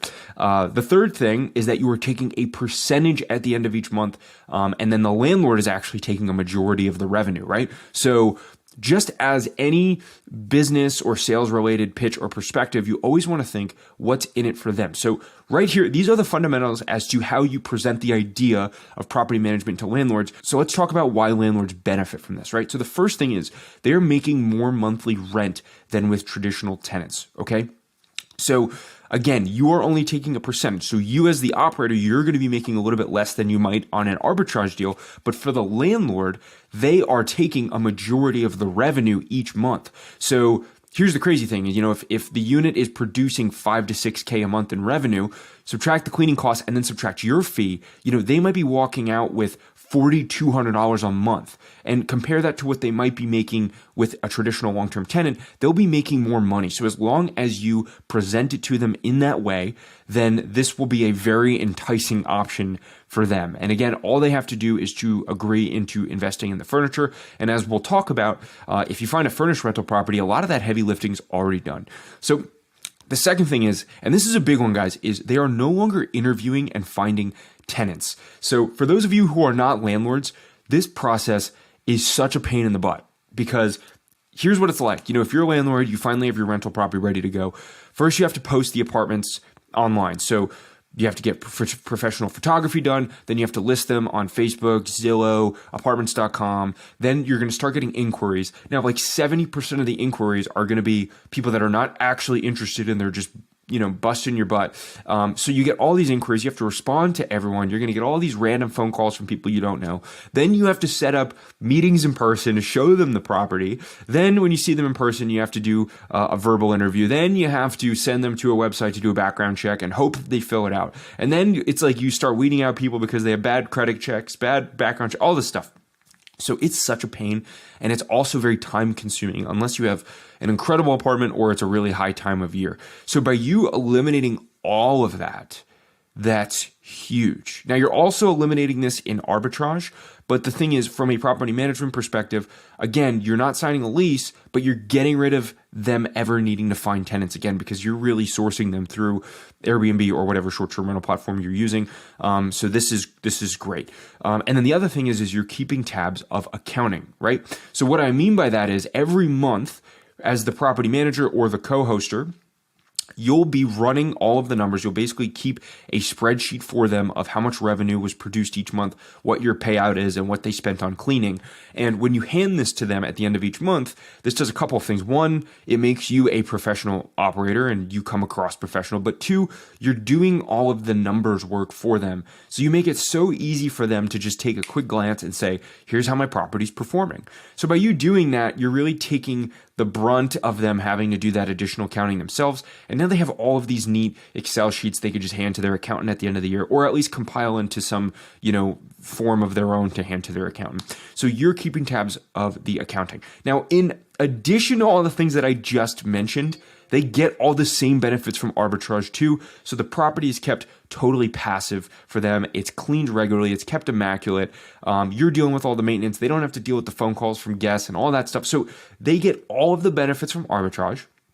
And then you also get the top three things that I mentioned here. So the way you present it to the landlord is basically this right here, is just present the benefits and then get them to agree to wanting to invest in the furniture in order to get these things. So this is really the essence behind why they would even want to do this with you. And as long as you convey this professionally, they'll be very interested in working with you. So here are some pro tips when looking for units to property manage or just presenting the deal itself, right? So the first thing is seek out furnished rental properties to pitch this to, because the work is already done, right? So the furniture's already there. They already made the investment to purchase the furniture thinking that they would make more money. So a lot of the heavy lifting is already done. Now, granted, as you get more experienced, you might start to recommend better furnishing options, and then say, hey, look, I know you purchased furniture, but it might be worth investing another $2,000 into XYZ, whatever. But the reality is a majority of the heavy lifting is already done. They still may need to invest in like smart locks, security cameras, and things like that. But majority of the work's done. That's a lower barrier to entry for you. The next thing is when presenting the deal to the property man or to the landlord, run the numbers beforehand and present how much more money they will make with you. So it's already compelling to say all of these things, but if you say, you're going to make more money each month. Here's specifically how much you're going to make each month. And then you run the numbers and you say the average 3 bedrooms in this area produce about 4 to 6K a month. And then you break that down for them. Now they start to see the numbers and then they believe it even more. They start to realize the value of what this can really do for them. So run those numbers beforehand. And if you include them in the pitch, it'll make it even more compelling. So the third thing is this is always a back pocket option for you if the landlord is either resistant to the idea of arbitrage or they want a profit share. So I've reached out to a bunch of landlords who are savvy guys and they say, hey man, I know what you're doing and I know there's money in short-term rentals, so I want to cut, right? Like I want a profit share. Or do you offer a profit share model? And as long as you say, yeah, are you willing to invest in the furniture? Then you can totally pivot into a property management deal. So just because a landlord says I'm not that thrilled with the idea of arbitrage or I want a property or a profit share model, you can always just pivot into this and this becomes a win-win for everybody. So I'll leave it on this last note. 5 out of 10 deals may be suitable for arbitrage, but almost 10 out of 10 deals will work for property management. Why do I say that? Because again, you are investing no money into the property. It is always a crazy high cash on cash return for you because the only thing you're investing is time. So when you approach a property that doesn't seem to be a good arbitrage deal because the numbers are too slim, it will always be a good property management deal unless it's just not worth your time. Unless you see that even in property management, you're only going to make $200 a month or whatever. You just don't want to go drive out to the property because it's too far or something like that. So it becomes a question of, is it worth my time just to set up the unit versus my financial investment? Because there is no financial investment. 10 out of 10 deals are suitable property management deals because you are paying no money out of pocket, which is pretty awesome. Hey everyone, Vince here again, and in this module we're going to be talking about furnishing and outfitting your units. So I'm going to be talking about what you need to buy, so everything you need to buy, as well as give you our free, exclusive to this school, the ultimate furnishing checklist. This is a checklist for you that will literally list out every imperative item that you need to buy. So I'm really excited to give this to you. It's totally free just for joining this group, and I hope it helps you out lots. But this is a very important topic because I don't think it's talked about enough, how furnishing the unit and outfitting the unit contribute to longer bookings and more revenue. Here's the thing is Airbnb is a very competitive space now, right? There are so many arbitrageurs, so many operators, and you need to be able to separate yourself from other listings. So the best way to do that outside of price and location and just the quality of the unit itself is by furnishing it appropriately, meaning you have a really nice design and you designed it well. And the second thing is that you have it outfitted appropriately. So offering all of the special amenities that will allow people to want to book your place for a longer period of time.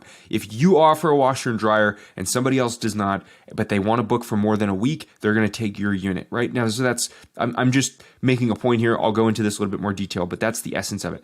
So what do I need to buy for my new Airbnb, right? So again, very, very important. Having a completely outfitted Airbnb is essential to get good reviews and longer bookings, right? Why are the longer bookings important? That is where a majority of your high revenue bookings will come.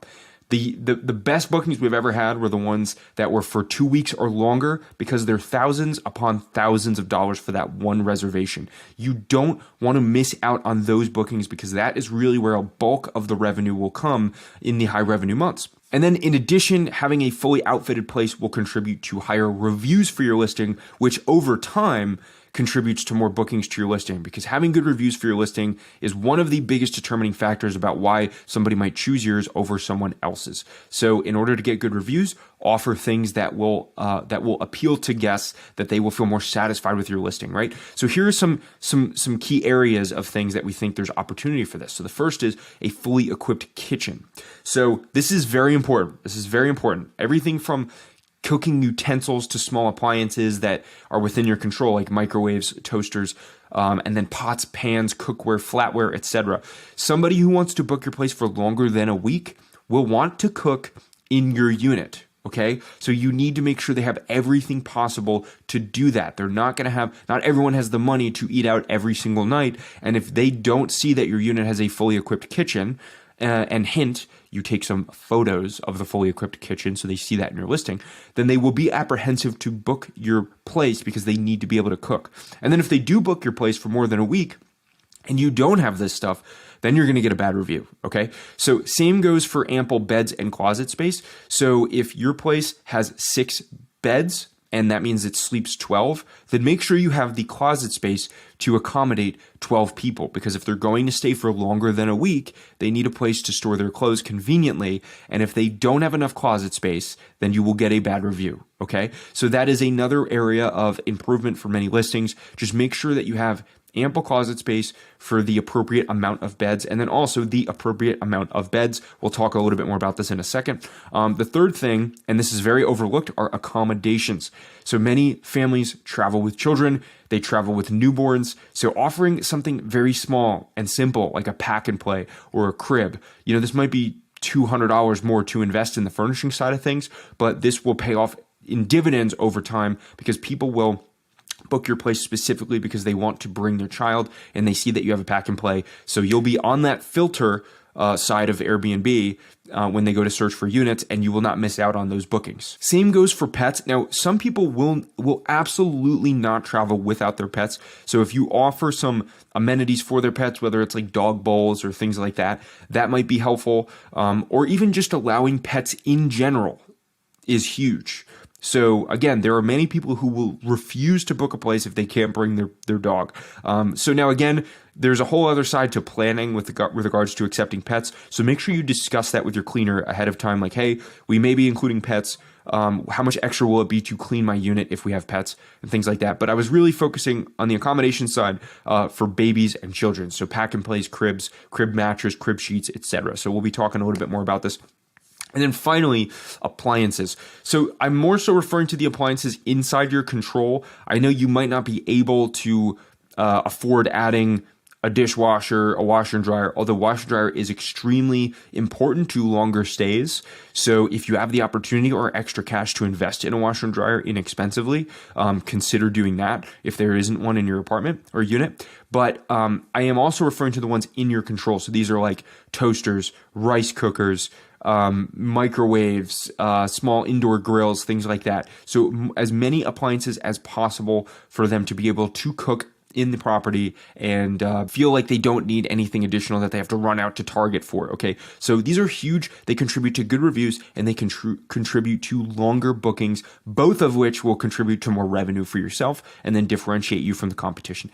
So here's a pro tip, and I think this is very, very important. To maximize revenues, fit as many guests in as you can comfortably, okay?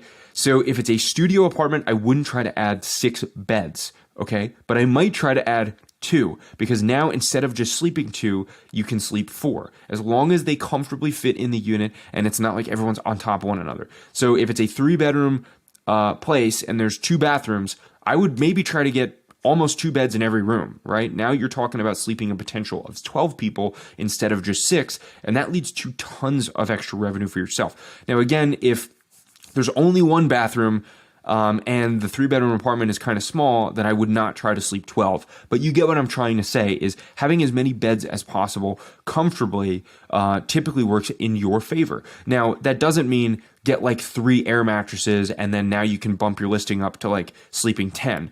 An air mattress is a great side option if you can fit somebody comfortably like in a living space to sleep, or even like a pull-out couch or a futon. But I wouldn't go above and beyond with this. Usually 1 air mattress is plenty, and anything over that is overkill. So like an air mattress is a great way to add these extra heads. Same with a futon or a pull-out couch. Okay, so here is our gift to you. I'm super excited about this. And again, this is exclusive to everyone on the Airbnb Empire School. I'm actually going to give you a fully furnishing checklist. Okay. So when I say furnishing, I mean outfitting all of these important things that I'm talking about, not just the couches and beds and all that stuff, right? Now, just a side note, if you're in the Airpreneur Freedom Accelerator program, our elite program, we actually give you not only a furnishing list, but we give you purchase links to all of the items that we purchase regularly. So you actually have not only a list, but you have links to purchase every single item that we use popularly that has gotten us Superhost. So we actually give you all of that in the Airpreneur Freedom Accelerator program. If you're interested in taking your business to the next level, consider jumping into that program where we will also work with you one-on-one. But in this program, I'm actually giving you this totally free. So I'm going to click on it and then we will take a look at it, right? So this is the Airpreneur furnishing checklist. So quick note, make sure you logged into Google Drive, into your Google account, and then you could just hit file and make a copy, and then this will create a copy on your account for you. So here is the furnishing checklist. I'm just going to go over it room by room with you very briefly. And again, these are all of the items that we have found are essential to good bookings. And as long as you have every single one of these things that we mention, you will without a doubt be a very, very good listing. You just need to make sure then that the design and the furnishing aspect will also be done very well, which I'll talk about in the next lesson.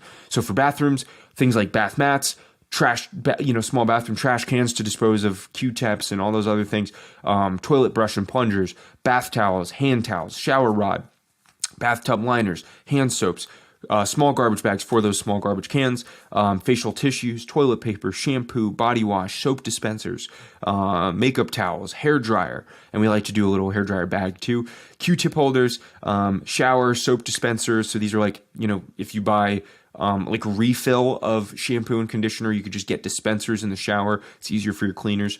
And then shower curtains and liners with hooks, toilet paper holder, conditioner, toothbrush holder, etc. So another good use for this checklist, by the way, is when you're touring a property to see if it already has some of these things. But then you can come back to this list and then double check with the landlord. Hey, do you have this? I might have to order it, etc. Same. So for bedrooms, mattress protectors, pillow protectors, bed sheets, duvet inserts, duvet covers, mattresses, ironing boards, hampers, pillows, nightstands, the bedroom ottoman. This is kind of like an optional thing. So anything with an asterisk, these are just like optional bonus type things. An accent chair in the bedroom, bed frame. So that's the actual bed itself. Again, obviously the bed frame, the mattress, duvet covers, inserts, mattress protectors, sheets. These are all based on the size of the bed that you have. Another quick tip, I would say that for mattresses, I wouldn't go anything less than 12 inches thick on the mattresses. The bed comfort is also very, very important to the quality of your reviews as well. Most people book Airbnbs as a place to sleep and while they travel, and it's like if the sleeping experience sucks, you're going to get a bad review. So make sure you don't skimp out on the mattress. It might be a good $300 for a 12-inch mattress. I would invest in that. Okay, so then you've got desk lamps, bedroom rugs, iron, office chair mats. So if you add like an office chair to a carpeted place, I would just make sure you have like an office chair mat that they can roll on, a floor lamp, and then in the kitchen. So this is the fully equipped kitchen stuff I was talking about. So Brita, sandwich bags, tea bags, potato peeler, rice cooker, measuring cups, salt and pepper grinders, dishes, so plates, bowls, etc. Cookware sets with pots, pans, cooking utensils. So these are like the spatula, the spoon, a knife block, wine glasses, can opener, drinkware glasses, flatware, paper towel holder, a corkscrew, scissors, chopping board, kitchen mittens and grippers, dish brush, mugs, heat trivets, kitchen towels, coffee machine, placemats, etc. So these guys, you can already see this is a pretty extensive list, but this is what will separate your listing from other listings, is offering every possible amenity that you can within your control. And they're very inexpensive items. Now, again, I talk a lot about in our advanced program, our elite program, where to source some of this stuff from. And I will talk about in the last lesson here, some vendors that we use to buy a lot of this stuff. But again, this is all very, very important. Make sure you have a kitchen table, dining chairs, colander, flatware tray. This is kind of an optional thing too. Paper towels, laundry detergent, dish detergent, etc. And then living space, wall mounts for your TVs. Make sure your TV is a smart TV. No smoking signs. This is kind of an optional thing too. Coasters, pack and play, desk chair, end table, sectional, coffee table, writing desk. So having a workspace is also extremely important to good quality reviews as well, because people often travel to work remotely or for work. So having a place for them to work is also very, very important, etc. So I'm just quickly glancing through some of this stuff. I'm going to add any commentary if needed. These are very essential items too. Just for you to be able to run an automated business eventually too. So the first thing is a remote smart lock. Okay, so this is a lock that you use that you can control remotely and change the codes for guests as they come. In our elite program, we talk about which locks we buy and how they integrate automatically. So they just send automated codes to your guests without you having to lift a finger. And then a maid closet. So this is a a custom handle that we'll buy that'll have a code on it, like a PIN code that you put on a closet or like a cabinet, or I'm sorry, like in like a pantry area in the kitchen. This is where you store all your extra supplies, like your paper towels, your toilet paper, so that way guests don't just grab millions of these things and throw them in the garbage and waste all of them on you, and you could save money. So we usually create a custom lock for the maid, for the cleaner to only access this stuff when they need to restock. And then smart security cameras. So these are usually mounted on the exterior of the unit. You cannot mount these inside the unit. So you mount these on the exterior just to monitor, hey, if somebody books for a family of 3, I want to make sure only 3 people show up. And then finally, a noise monitoring device. So we use this device. It's called Minut, M-I-N-U-T. So this is something you could put in your more luxury listings to actually monitor the noise level to ensure there's no parties. And that's about it. So this should serve as a great checklist for you when you're scouting the property and ordering furniture for the property. Totally free for everyone in this group. I hope that this helps you. Please. Hey guys, so in the previous lesson, we talked about what you need to buy in order to have a great Airbnb listing. But in this lesson, we're going to be talking about where to buy it, right? So what vendors we typically use for the most cost effectiveness, as well as some ideas for going about the interior design aspect of the listing as well. So just a note, in the Airpreneur Freedom Accelerator Elite program, we actually not only provide you a list of all of the items that we purchase and where we purchase them from, as well as purchase links, but we also tell you how you can go about handing a lot of this work off to a team to go basically build and assemble and arrange the furniture for you. So that's a little bit more of an advanced lesson for you kind of building the business remotely. But aside in this lesson, we're just going to be talking about where to find a lot of these items and where we typically order from, right? So now that you know what to buy, you need to know where to buy it and how to design it, guys. So this is very, very important. And I do want to make a few important notes here. So first things first, always think of how what you buy will affect the listing's photos, okay? So making the unit nice in person is one thing, but people don't book based on how it looks in person because they've never seen the unit. They only see the photos. The photos are basically the headline of your article, right? The photos are the reason why people will book your place outside of price and location. So always think about what you purchase, how it will affect the photos. So with that in mind, utilize contrasting colors and accents to make the photos more saturated and dynamic, okay?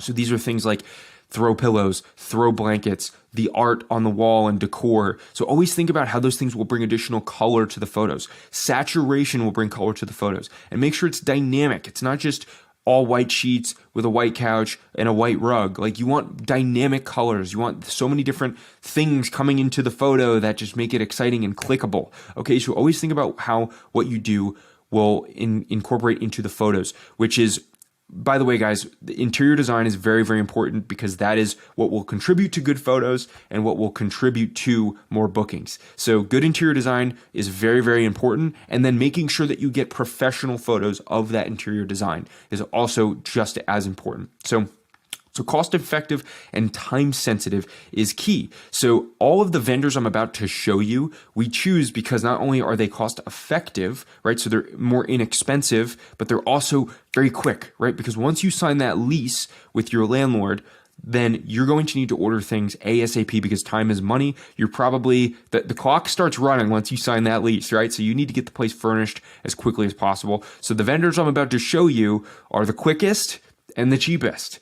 And just a little side note about cheap furniture. You don't want to go super, super bare bones cheap, but you do want to go kind of inexpensive because, again, they look just as good in photos.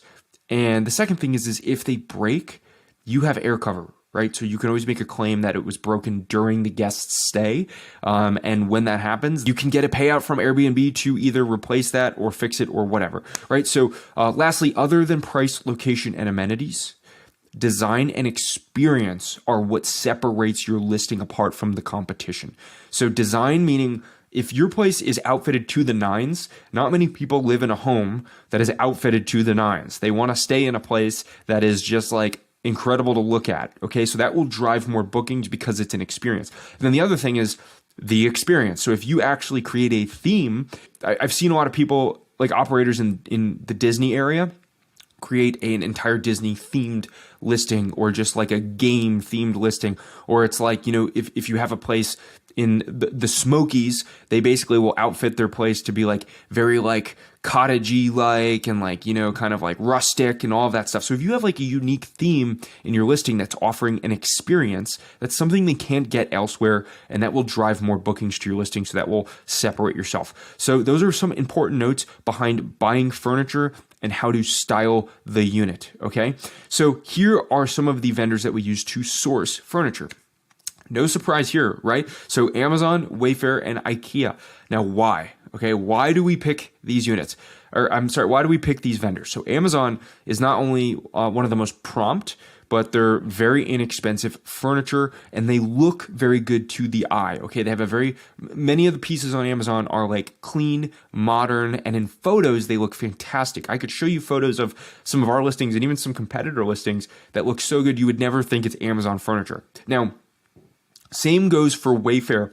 Wayfair has very aesthetically good looking furniture, and it's very cheap. Now, guys, yes, I understand Amazon Wayfair, the quality of the furniture is nowhere near that of like Restoration Hardware and Crate and Barrel and all that stuff, right? But the reality is this is more apparent in the photos, and I've outfitted almost all my units with pieces from these vendors, and I've never had a complaint from the guests, okay? So you're gonna get complaints from the guests if they're uncomfortable or if the size is too small, things like that, but they work. They really work. And some of the high-level 7-8-figure operators that I know are using furniture from these vendors on almost all their listings, okay? So IKEA, we don't really purchase furniture from IKEA. Maybe some exclusive parts like kitchen tables. They actually have some pretty good kitchen tables at IKEA.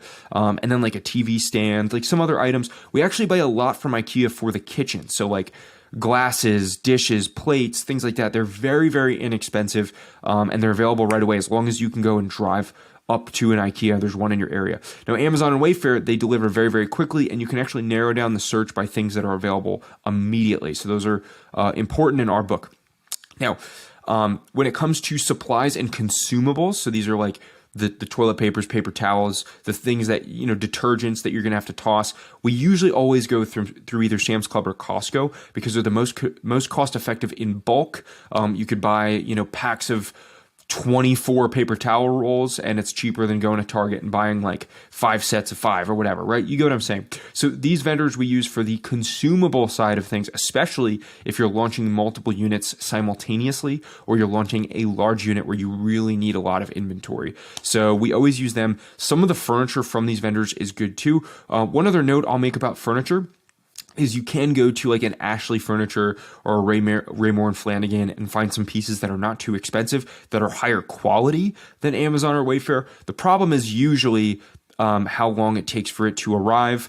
And then you also have to account for like a delivery team's going to need to go there. So is somebody going to be available and all that other stuff. So if you can afford to do that, those are also great options like an Ashley, or Raymore and Flanagan, and some of the local vendors. The thing is, we always see mixed results when it comes to things arriving on time or having, you being available to go meet them there and all that stuff. So, and it takes time to go there in person and find items.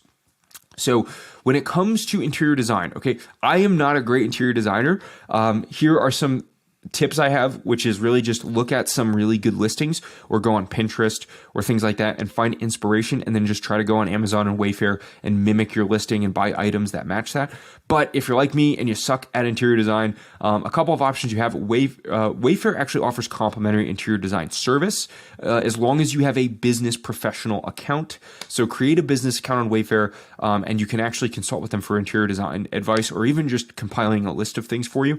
Now, I've experienced mixed results with this with regards to how quickly they can do this for you. And if you're really pressed for time, this might not be a great option. Another good option is on Fiverr. You can look up short-term rental interior designers, and they will do everything virtually for you with a list of purchased items and all of this stuff. And they're really, really great. It's just that some of them are very expensive. So I would browse through Fiverr to see if there's any options that work for you, or even just Google short-term rental interior designers. And again, the things you want to look for are price, convenience. So are they going to compile a list for you of things?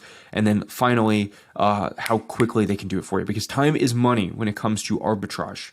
Okay. So guys, that concludes this module on furnishing, go ahead and let us know your thoughts in the community page. Let us know where you found success in your listings or even interior design service. As a matter of fact, if you are a good interior designer or you're really good at this, share this in the community chat. I'm sure myself, like my team, or even just folks in the community would be interested in reaching out to you to pay you for your services, because we need people like you out here, right? So if you offer good interior design services, don't be afraid to show examples of your work in the community page. Otherwise, guys, I hope this was helpful. We look forward to seeing you in the next lesson. And again, if you're looking for a pre-templated list of purchase links on where you could purchase all the stuff that we purchase regularly, go ahead and join the Airpreneur Freedom Accelerator program. That's one of the many perks of joining that program, on top of the one-on-one mentorship and guidance. So thanks, guys. Hope this helps. Okay, welcome to Module 3, Lesson 3, hiring your team. This is the last portion of Module 3.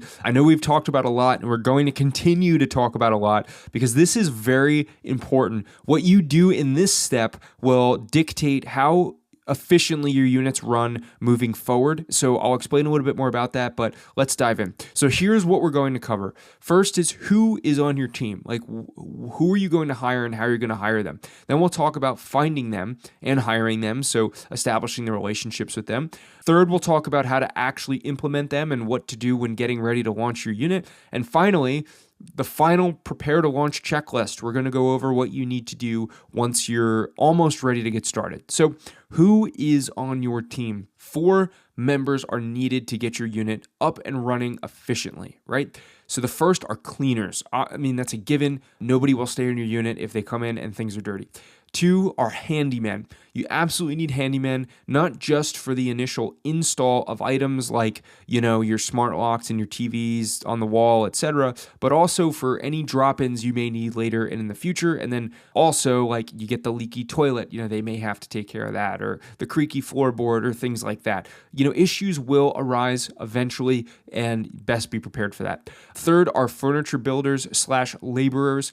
This is a given as well. Now, granted, if you have friends or family that can help you build out your furniture and set up your unit initially, you can of course start that way. But the thing is, by hiring a team to do that, you also build more boots on the ground and more of a relationship and a network around your units and your business. And in the future, these people can help you to launch more units, right? Like, your family may not always be available to do that. These people may also be available as drop-ins, or like, hey, a guest left something at the unit, can you pop in? Things like that. So the reason why I have these both starred is sometimes the handyman and the furniture builders and laborers are the same folks.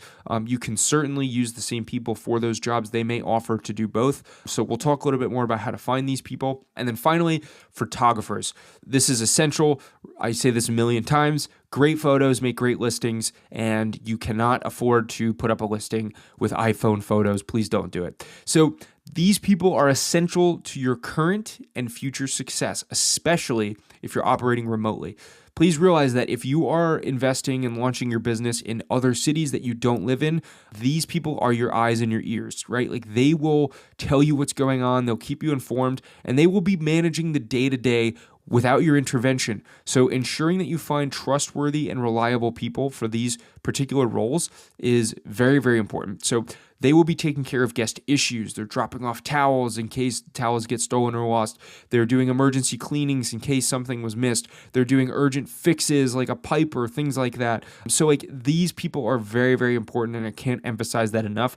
Building a good relationship with boots on the ground will really give you peace of mind in this business, because if you don't have people you trust there, then you are not going to relax as a host, and then this whole thing is just pointless. So just ensure that you find people that are reliable and communicative. You are establishing a long-term relationship with them. So by finding people who are communicative with you, that will tell you when things come up, that will respond to you when you reach out to them, will make your life so much easier. So this is also a good negotiating point. So I'll leave that there. What that means is, when you start reaching out to these folks, you want to start telling them, hey, I run a short-term rental business and I have multiple units and I'm going to continue expanding. So by you working with me, I'm promising you future business if you're a good fit, like if you do a good job. So use that to negotiate, and they may even be willing to drop rates with you just to establish a partnership with you in the future. So how do you find and hire these folks? this is a broad topic and we're going to try to narrow this down. So first, let's talk about cleaners because these are arguably the most important people in your short-term rental business. The first is Turno, and I strongly recommend this platform starting out because at first, you may not have all of these automation softwares and things like that in place to coordinate your schedule, and Turno will actually do that for you. So there is a fee to use this service, and then I do believe they take a percentage of the cleans. As your business grows, you can certainly build relationships with these cleaners off platform, but Turno, it used to be called Turnover B&B, allows you to basically just bid out your cleaning jobs. And this is probably the best place, right? This is specifically for short-term rental cleaners. And what you could do is you can find cleaners, you can coordinate with them on there and then have them clean your unit. And then if you like the way the relationship is working, you can either stay on Turno or you can try to move off platform. Now, just a note of caution, unless you have other management systems and softwares in place like Hospitable or Guesty, Turno is probably going to be pretty important for you to use now because they will get the automatic notifications. It integrates directly with Airbnb. So if you don't have any of those other softwares in place, this is probably the best place to start, right? So Turno is one place to find cleaners. And then also Google. You'd be surprised at how many short-term rental cleaning services there are around you. Cleaning has become a very lucrative business as of late. So these businesses are popping up left and right. So, search short-term rental cleaning services or even just look up like maid services in my city or, cleaning services in my city. Some of them may not be doing short-term rental exclusively, but once you bring the idea to them, they may be over the moon about doing it with you. So search for services in your area. I would still opt for going through Turno to start just because it integrates with the calendar on Airbnb. So it's a little bit more hands-off, but you can certainly try to find folks otherwise through using Google. And then in the future, if you have a system like Hospitable or Guesty, you could just integrate them through that. The final is Craigslist. So you can always just post an ad on Craigslist for cleaners. There are a lot of lower cost cleaners on those platforms. Again, note of caution, you may not always find the best, most reliable folks on there. We've had great success with Craigslist and handymen and laborers, but not so much on the cleaning front. It really just depends on your area. So again, I'm going to lean on Turno here to at least find talent, and then you can always branch off of Turno in the future. So you can always use Facebook groups or Facebook Marketplace. There are sometimes ads on there for people looking for cleaning jobs, or you can post your unit on there and try to get some attraction that way. It's a little less immediate, so if you have more time, I would certainly navigate some of those options. Turno is a little bit more quick and immediate. So finding a communicative, reliable cleaner is just absolutely crucial, right? Most of these cleaners understand that check-in is typically 4 p.m. and that checkout's 11 a.m. or somewhere similar. So most short-term rental cleaners, once you approach them, they're not going to be surprised by this, right? They're already like, hey, I know, like a good cleaner will say, I already know what your hours are most likely. So those are the hours that I operate, right? So you want to find somebody that's reliable, that knows what they're doing, that's looking to make a name for themselves and looking to build a relationship with you, especially if you offer them future business. But always try to find somebody that's communicative because, again, like if you get a guest that comes in and they say, hey, this part of the room is dirty. Not that you ever want that, but like you want a cleaner that's like responsive, like, oh crap, I'm sorry, I might have missed that. I'll get over there right now, right? And that's happened. Like it happens. Like these people are doing cleans every other day. And if you have 10 units in one city, something may occur like this occasionally. So you want somebody communicative that's boots on the ground and can drop off an emergency towel or whatnot if needed. You will be communicating with them regularly, and they're responsible for the daily cleanliness of your unit. There is no bigger deterrent of guests than them walking in the unit saying something here is dirty, and they walk right out. Doesn't matter if they book with you for a week. If they walk in the unit and walk right out the door, and they prove that to Airbnb, Airbnb will take their side and force a refund no matter what your policy is. So please always ensure cleanliness is taken care of. And then again, use the long-term relationship thing to negotiate your rates. Like you could always say, look, I know you want to charge $75 a clean. How about we do $70 and I will promise you future business. Now, again, that might not carry a lot of weight for your first unit, but in the future, that certainly might. So for handymen and furniture builders, again, these folks are really going to be very, very crucial to, a guest walking in and saying, oh, like this door doesn't close appropriately, I need help, and you have to send somebody over in a pinch.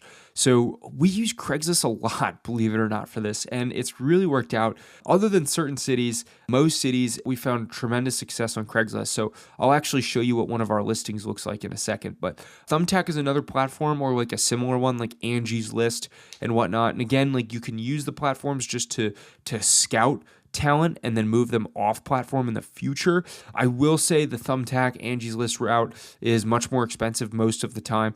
Craigslist laborers are really like the cheaper, more under the table cash paying type of guys. And, we found really good folks there. I mean, we've also found really bad folks on Craigslist. So getting experience with how to vet them out is important. But here's what our listing looks like. And you can take a picture of this and just copy it yourself.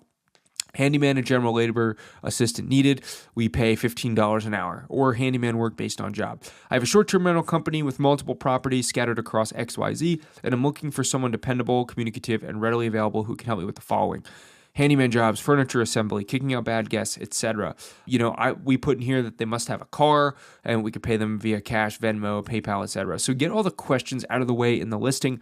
Post it, and you'll be amazed. In some cities, you'll post this Craigslist ad, and in an hour, you'll get like 10 inquiries. I kid you not, it's happened to us several times.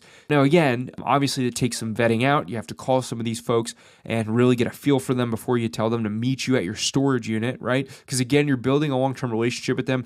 You don't want to pick up the phone and they sound like they don't, they're high on drugs or whatever. Like you want to make sure that these folks are dependable, right? So of course, take everything with a grain of salt when they reach out, but just that is a great way to start finding talent, and maybe have a friend of yours with you the first time you meet with these people for the first time, right? So just be cautious, but at the same time, most of these folks are really just looking for extra work. They're looking for cash, like things under the table. They may gawk at you for the $15 an hour if they're a good handyman, but that's okay. If they're a good handyman and you want to give them a shot because you'd prefer to pay a little extra, that's still $20 or $30 an hour might be much cheaper than what's on Thumbtack anyway, right? So, try to aim for that $15 an hour mark if they're just a generic furniture builder or they're taking care of trash and stuff for you. But those are the platforms that we've used, and we found great success with them. Lastly, your photographers. This is the easiest one. Honestly, you just look up real estate photography by city name. These are typically about $150 per unit. Is really not a lot of leeway on that because they're making the trip out there and then they're editing the photos and whatnot. So even if your unit's really small, there's not a lot of negotiating power on that. So anywhere from $150 or more, depending on the size of the unit, it's hard to get under that. Let's talk about actually implementing the team. Like you found the folks, you found the talent. How do we get them to work to get our first unit ready to go? Cleaners. So you can begin by utilizing the Turno app to coordinate cleanings via the integration. So Turno integrates directly with Airbnb, and you can coordinate all of the cleanings that way at first. Now, again, in the future, once you start scaling, you may want to come off of Turno because it's costing you more money. So then you'll go to a platform like Hospitable or a channel manager, and then you can send them calendars that way. That's what we do. But again, that's a little bit more of an advanced skill. After your first unit, or for your first unit, I would say you could definitely start with Turno. So be communicative, set proper expectations. So for that first clean, go there in person, like monitor the work, shake their hands, build relationships with them. And if they do a good job, tell them they did a great job and that you want to hire them because of that. If they do a poor job, you can kind of say like, look, I don't really feel strongly about continuing to hire you if this is the case, or maybe just not even say anything. Eventually, this can be coordinated using a channel manager. But again, I guess the main point we want to drive home here is for your first clean, that's really where they should be setting the bar for you. So if they don't do a great job on that initial deep clean, then, really how can you depend on them in the future? So the first clean is a deep clean, right? That's what you want to tell them. It will be a little bit more expensive than all of your other cleans. Those are more maintenance cleans, but the very first clean should be a deep clean. That's when they're going through everything with a fine-tooth comb and really getting the unit ready for launch. So for handymen, so have several of them meet you on site the day of setup. So what you'll do is you'll have ordered your furniture to the storage unit, and then typically you'll maybe rent a U-Haul to go pick up the furniture at your storage unit. So you have your handyman either meet you at the storage unit if they're helping you with furniture assembly and carrying all the boxes over and stuff, or if they're just meeting you to set up the schlag locks and things like that, then you could just have them meet you at the rental unit while you're there. Again, you definitely want to be there in person, but same thing, shake their hands, build relationships with them, get to know them, maybe even buy some of these folks lunch if they're there for you all day. Just do these small gestures so they know that like you're serious about your business and they want to work for you in the future. So initial key jobs for your handyman are the smart lock installations, the blinds installations, the security camera installs, and then mounting your televisions and hanging art. Now, like some of these things can be done by yourself, of course, or a friend. But again, you always want to ask yourself, can that be repeated? Like if I'm not here or if my friend's not available, can I do this again, right? And if the answer is no, find someone to do it for you. So for furniture builders and laborers, very similar to handyman, have them meet you at your storage unit to retrieve all those boxes. Like I doubt you want to do that yourself. And that's what we did is we just had them meet us at the storage unit and we unloaded the storage unit. We filled up a U-Haul. We took the U-Haul to the actual rental unit. We unloaded the U-Haul. We brought all the furniture in. We unboxed everything and then assembled furniture, right? So have them unload at your unit and start building out all of the furniture. And you want to keep tabs on how long they're there. This is a picture from one of our units. I think these were two bedroom units, right? It was a big project. As a matter of fact, it might have been 2 U-Haul loads. But that's, it's fun. This is honestly the fun side of the business. And if you have other people that are really taking the heavy lifting, so to speak, out of it for you, then it becomes even more enjoyable. And you're paying them so they make out. So important notes is you do get what you pay for. Really, really cheap laborers here are typically the less reliable, typically the guys that are kind of shady. You do want to make sure you get some decent handyman or furniture builders, and it might be worth the extra $2 or $3 an hour if they're people that you like. So these folks will be your go-tos for all hands off work, right? So this is, again, like emergency drop-ins, dropping something off for guests, etc. These are also your potential party breaker uppers, right? So you want to set the expectation with them on this too. If there is a party, like, are you going to be the person driving out to the unit and breaking up the party? You might not even live anywhere near the unit, right? Like, so these are the folks that are doing that for you. You want to tell them that that might be a job that you asked them to do and that they might be available to be on call for you. But yeah, so that's something that's important as well. Finally, you've got your unit furnished. You've got everything ready to go. You've got your team. What's the final checklist here? What are the final things we want to make sure we have? The final steps prior to launch are the initial deep clean. So you have your cleaner do that final deep clean, or first deep clean, I should say. So you schedule your cleaners, monitor their work, go meet them, make sure that it's done appropriately, make sure that they clean all aspects of the unit, the dishes, the towels, the sheets, etc. Ensure they understand where things are. Like, show them what goes in the maid's closet, show them where to put the sheets, show them where to put the extra pillows, things like that. So for this unit, on the right here, this is one of our beach house units, and this is really where the photography comes into play. Like, this picture looks fantastic. She caught it during a sunset. As a matter of fact, I think this was her recommendation was, let's have the fire lit. Let's show the guests like what the amenities actually look like in real time. And, again, should be about $150 a unit. And this is, again, very, very imperative. Express that you'd ideally like your photos ASAP, right? You need them pretty soon to get launched. So you don't really want to pay a photographer $150 or $200 and then they send you them 3 weeks later. Like, you have a business to run. Just express to them, look, I'll pay you what your asking price is, but please, like, can we make sure that these come back in a few days? Like, what's your turnaround time? Here's your final checklist too, is plan to spend 1 or 2 days per bedroom for full setup, right? Like, I know it seems like it's not a ton of furniture. It might be like 2 nightstands and a bed and a desk and a couch and a little table, right? But at the end of the day, that could actually take a very long time to assemble all that furniture. So plan a few days per bedroom. This might take a weekend for you to set up a 1 bedroom, if not longer. So now the best way to mitigate that is, like, we don't like spending more than 2 days per unit or 3 days per unit. So we'll take 3 days for a unit, but we'll hire 2 to 3 to 4 furniture builders, depending on how big the project. Like, we just don't want to go too far over, because also, you want to keep in mind, the more things you unbox, the more likely that things will either get lost or you open something up and it arrived broken and you have to do a return and you have to order a replacement. So best get that out of the way immediately. I would suggest ordering more furniture builders and finishing more quickly than spreading it out over a longer period of time. Plan around the trash. This is huge, and this is something that we always overlook. Like, we always think like, oh, trash, like it's not a big deal, but so much trash accumulates when you do this. So many boxes, wrappers, styrofoam. Be sure to plan around how to dispose of the trash, because that is very important and it gets overlooked all the time. So before you even get to the unit, figure out where you're going to dispose of the trash, and then unbox everything immediately. Just pick up all the trash, put it in the U-Haul that you drove over with, and then get rid of it while everyone else is taking care of the furniture building. Utilize U-Haul and your furniture team to get rid of all that trash, and then prepare for potential returns and exchanges. There may be a piece that arrives missing or broken, and don't be totally derailed because of that. Be prepared, get the return process started right away, and order a replacement. So here's your final checklist. Are the smart locks and cameras installed, and are they working? Are the furniture pieces all assembled, and are they arranged properly like I wanted? Is the unit fully stocked with supplies and extras? So extras meaning extra sheets, extra towels, extra consumables. Do you have extra, napkins and paper towels and things of the sort? Is the cleaner integrated and prepared? Is he or she on turno, like ready to go? Is everything already integrated? Does she have access to my calendar? So those are the things you really need to iron out before you get started. So in summary, you'll need cleaners, handymen, furniture builders, and a photographer to get rolling. You're building long-term relationships with these people, and they're your eyes and ears. So, be sure that they're communicative and that they're reliable and professional, because you'll be communicating with them from here on out to basically manage your business from afar.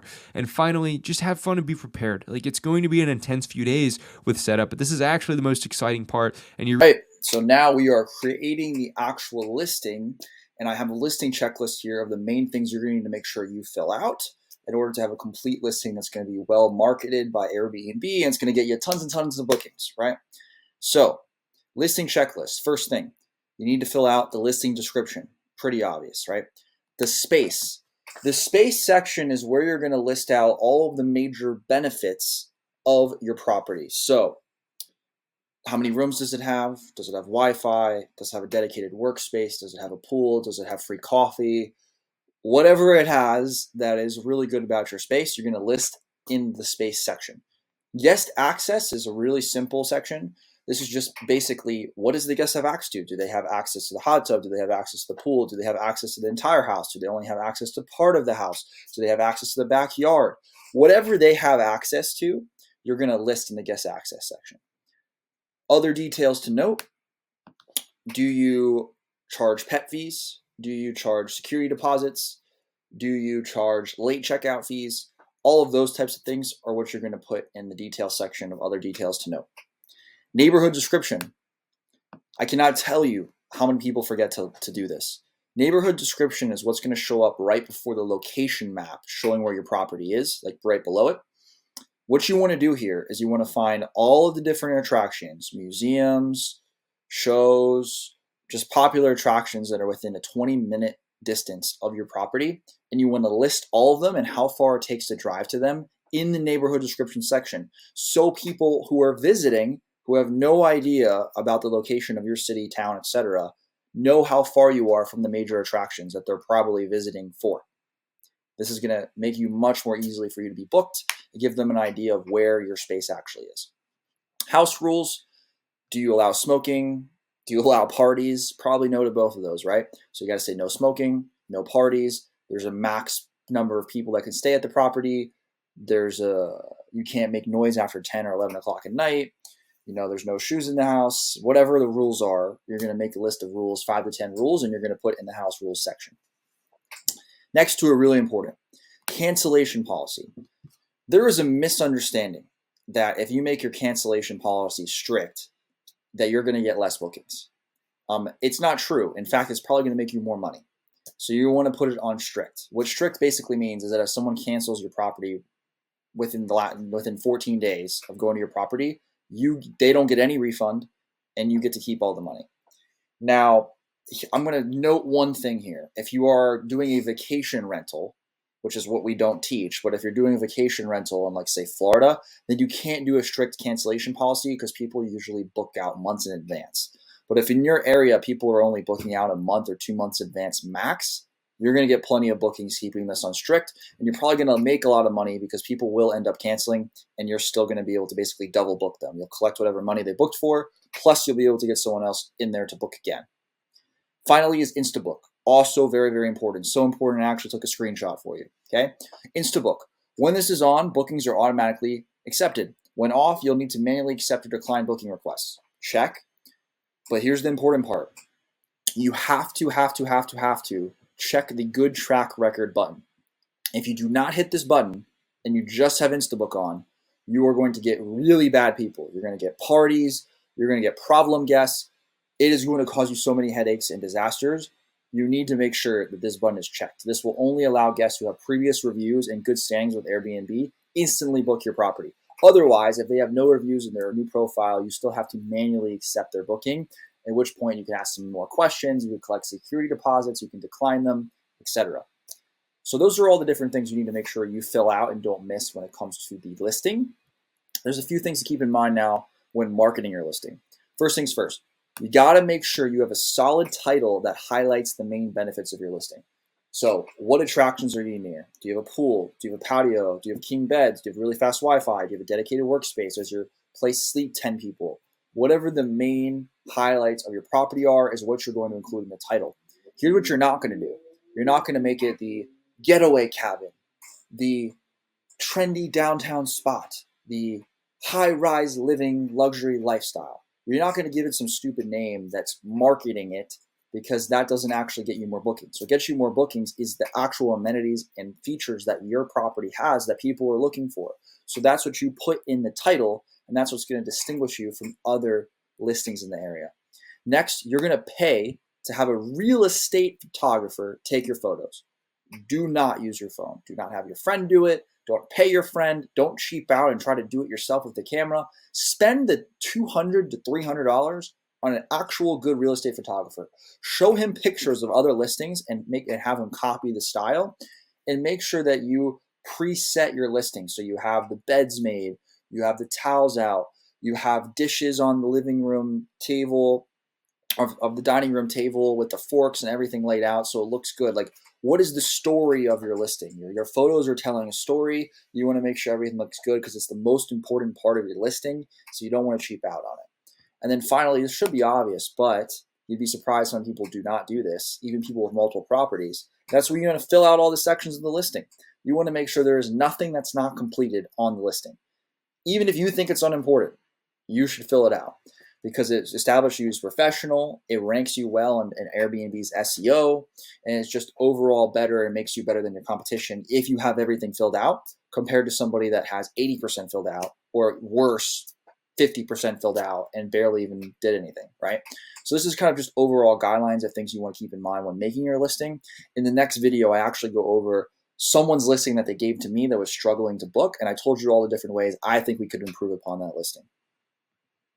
For you guys, this was actually a listing that was sent to me by someone who is in another program that is having trouble getting their property booked and wanted me to take a look at their property.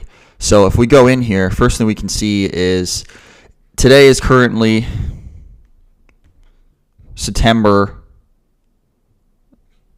15th, right? So they only have 3 days booked. They have nothing booked in September, nothing booked in October. They're really struggling to get booked. They only have one review. And just off the bat, you may think, okay, this looks like a pretty nice review property. They have things filled out, etc. It's in Miami, but let's dive a little bit deeper here, right? First off, their title: Luxury Little Havana Pool Getaway and Guest House. Nobody is searching for Havana Pool Getaway on Google or for Airbnb. None of this shows you, and even if they were just browsing listings, it tells you really nothing about the house except that it has a pool. What they need to do here is actually just focus on the main benefits of the property. So in this case, obviously pool. Next would be, what is it near? Like, what is the most popular attraction that it's near in Miami that people would actually be staying in Miami potentially to go to or would be aware of that people are searching for? Is in addition, does it have a king bed? Does it have multiple beds? In this case, it has 5 beds. So it might be great to say sleeps 10. So I would maybe do something like near XYZ thing, luxury pool, sleeps 10. That right there already gives 3 value adds of why people should stay here and what are the benefits of the property. Second, we look at their pictures, right? What I do like is that he obviously has his 5 favorite photos up front, which you're supposed to do. You're supposed to show your 5 best photos. Unfortunately, the main photo of his property that's supposed to sell it is not good. It's dark. It doesn't tell a story. We have this beautiful luxury pool here, and this doesn't look luxury. There's not even pillows on any of the chairs. It's not a bright photo. It's dark, dreary. It doesn't get me excited summer vibes. It gets me rainy fall season vibes, like I have a headache or something. It's not inviting. It's not bright. It doesn't tell a story. There's no floaties in the water. There isn't people playing around. This is kind of a weird angle. His second photo is just also this other weird angle that doesn't make it look any better. The interior of his photos is good. He did set the stage right with the interior, and this is obviously a nice photo, but it's kind of out of place. No one needs to see the front of the property. So the way he organizes his photos then here is all over the place. This should be a coherent story. The way he organized his photos is not a coherent story. They're literally all over the place. We've seen the front of his property now 3 different times. It's like he took pictures or got a photographer to take pictures and just clumped everything in one listing. Need to separate those photos out and so that it tells a story and it's much more organized of what that looks like. The interior photos are not bad, but the main selling point of this property is the pool and the guest house and, what it looks like. And we're not getting that vibe from this picture. So that's number 2.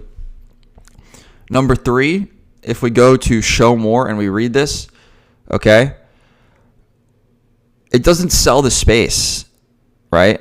Okay, it features a propane fireplace outside, barbecue, high-speed TVs. This is hard to read. No one wants to read big paragraphs. When you're talking about your space on Airbnb, you want it to be more bullet point listed of just the main things that people are going to like.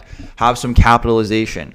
Have some copywriting skills involved of the different bullet points that you're giving that people actually want. Of course, at the top here, you can have a short description. I typically like to recommend ChatGPT.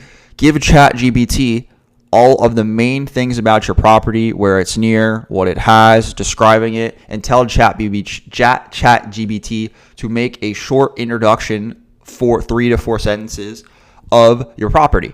And you can often use that. I actually use ChatGPT for most of my properties to create that. Then the space section should be a bunch of list of bullet points that are great for the viewer to easily see and go through. Because just because you have this amenity section here, do you really think someone's going to hit, great, show me all 53 amenities and look through every single amenity that you guys have to make sure it fits their needs? No, they're not going to do that. So you're going to need to be able to show that in the space section and with your photos that it has all the amenities you need. And another thing with the photos that reminded me, if we go to the kitchen, how do I know if they have plates? How do I know if they have all the cookware? It might say that in the amenities section, but I don't see it.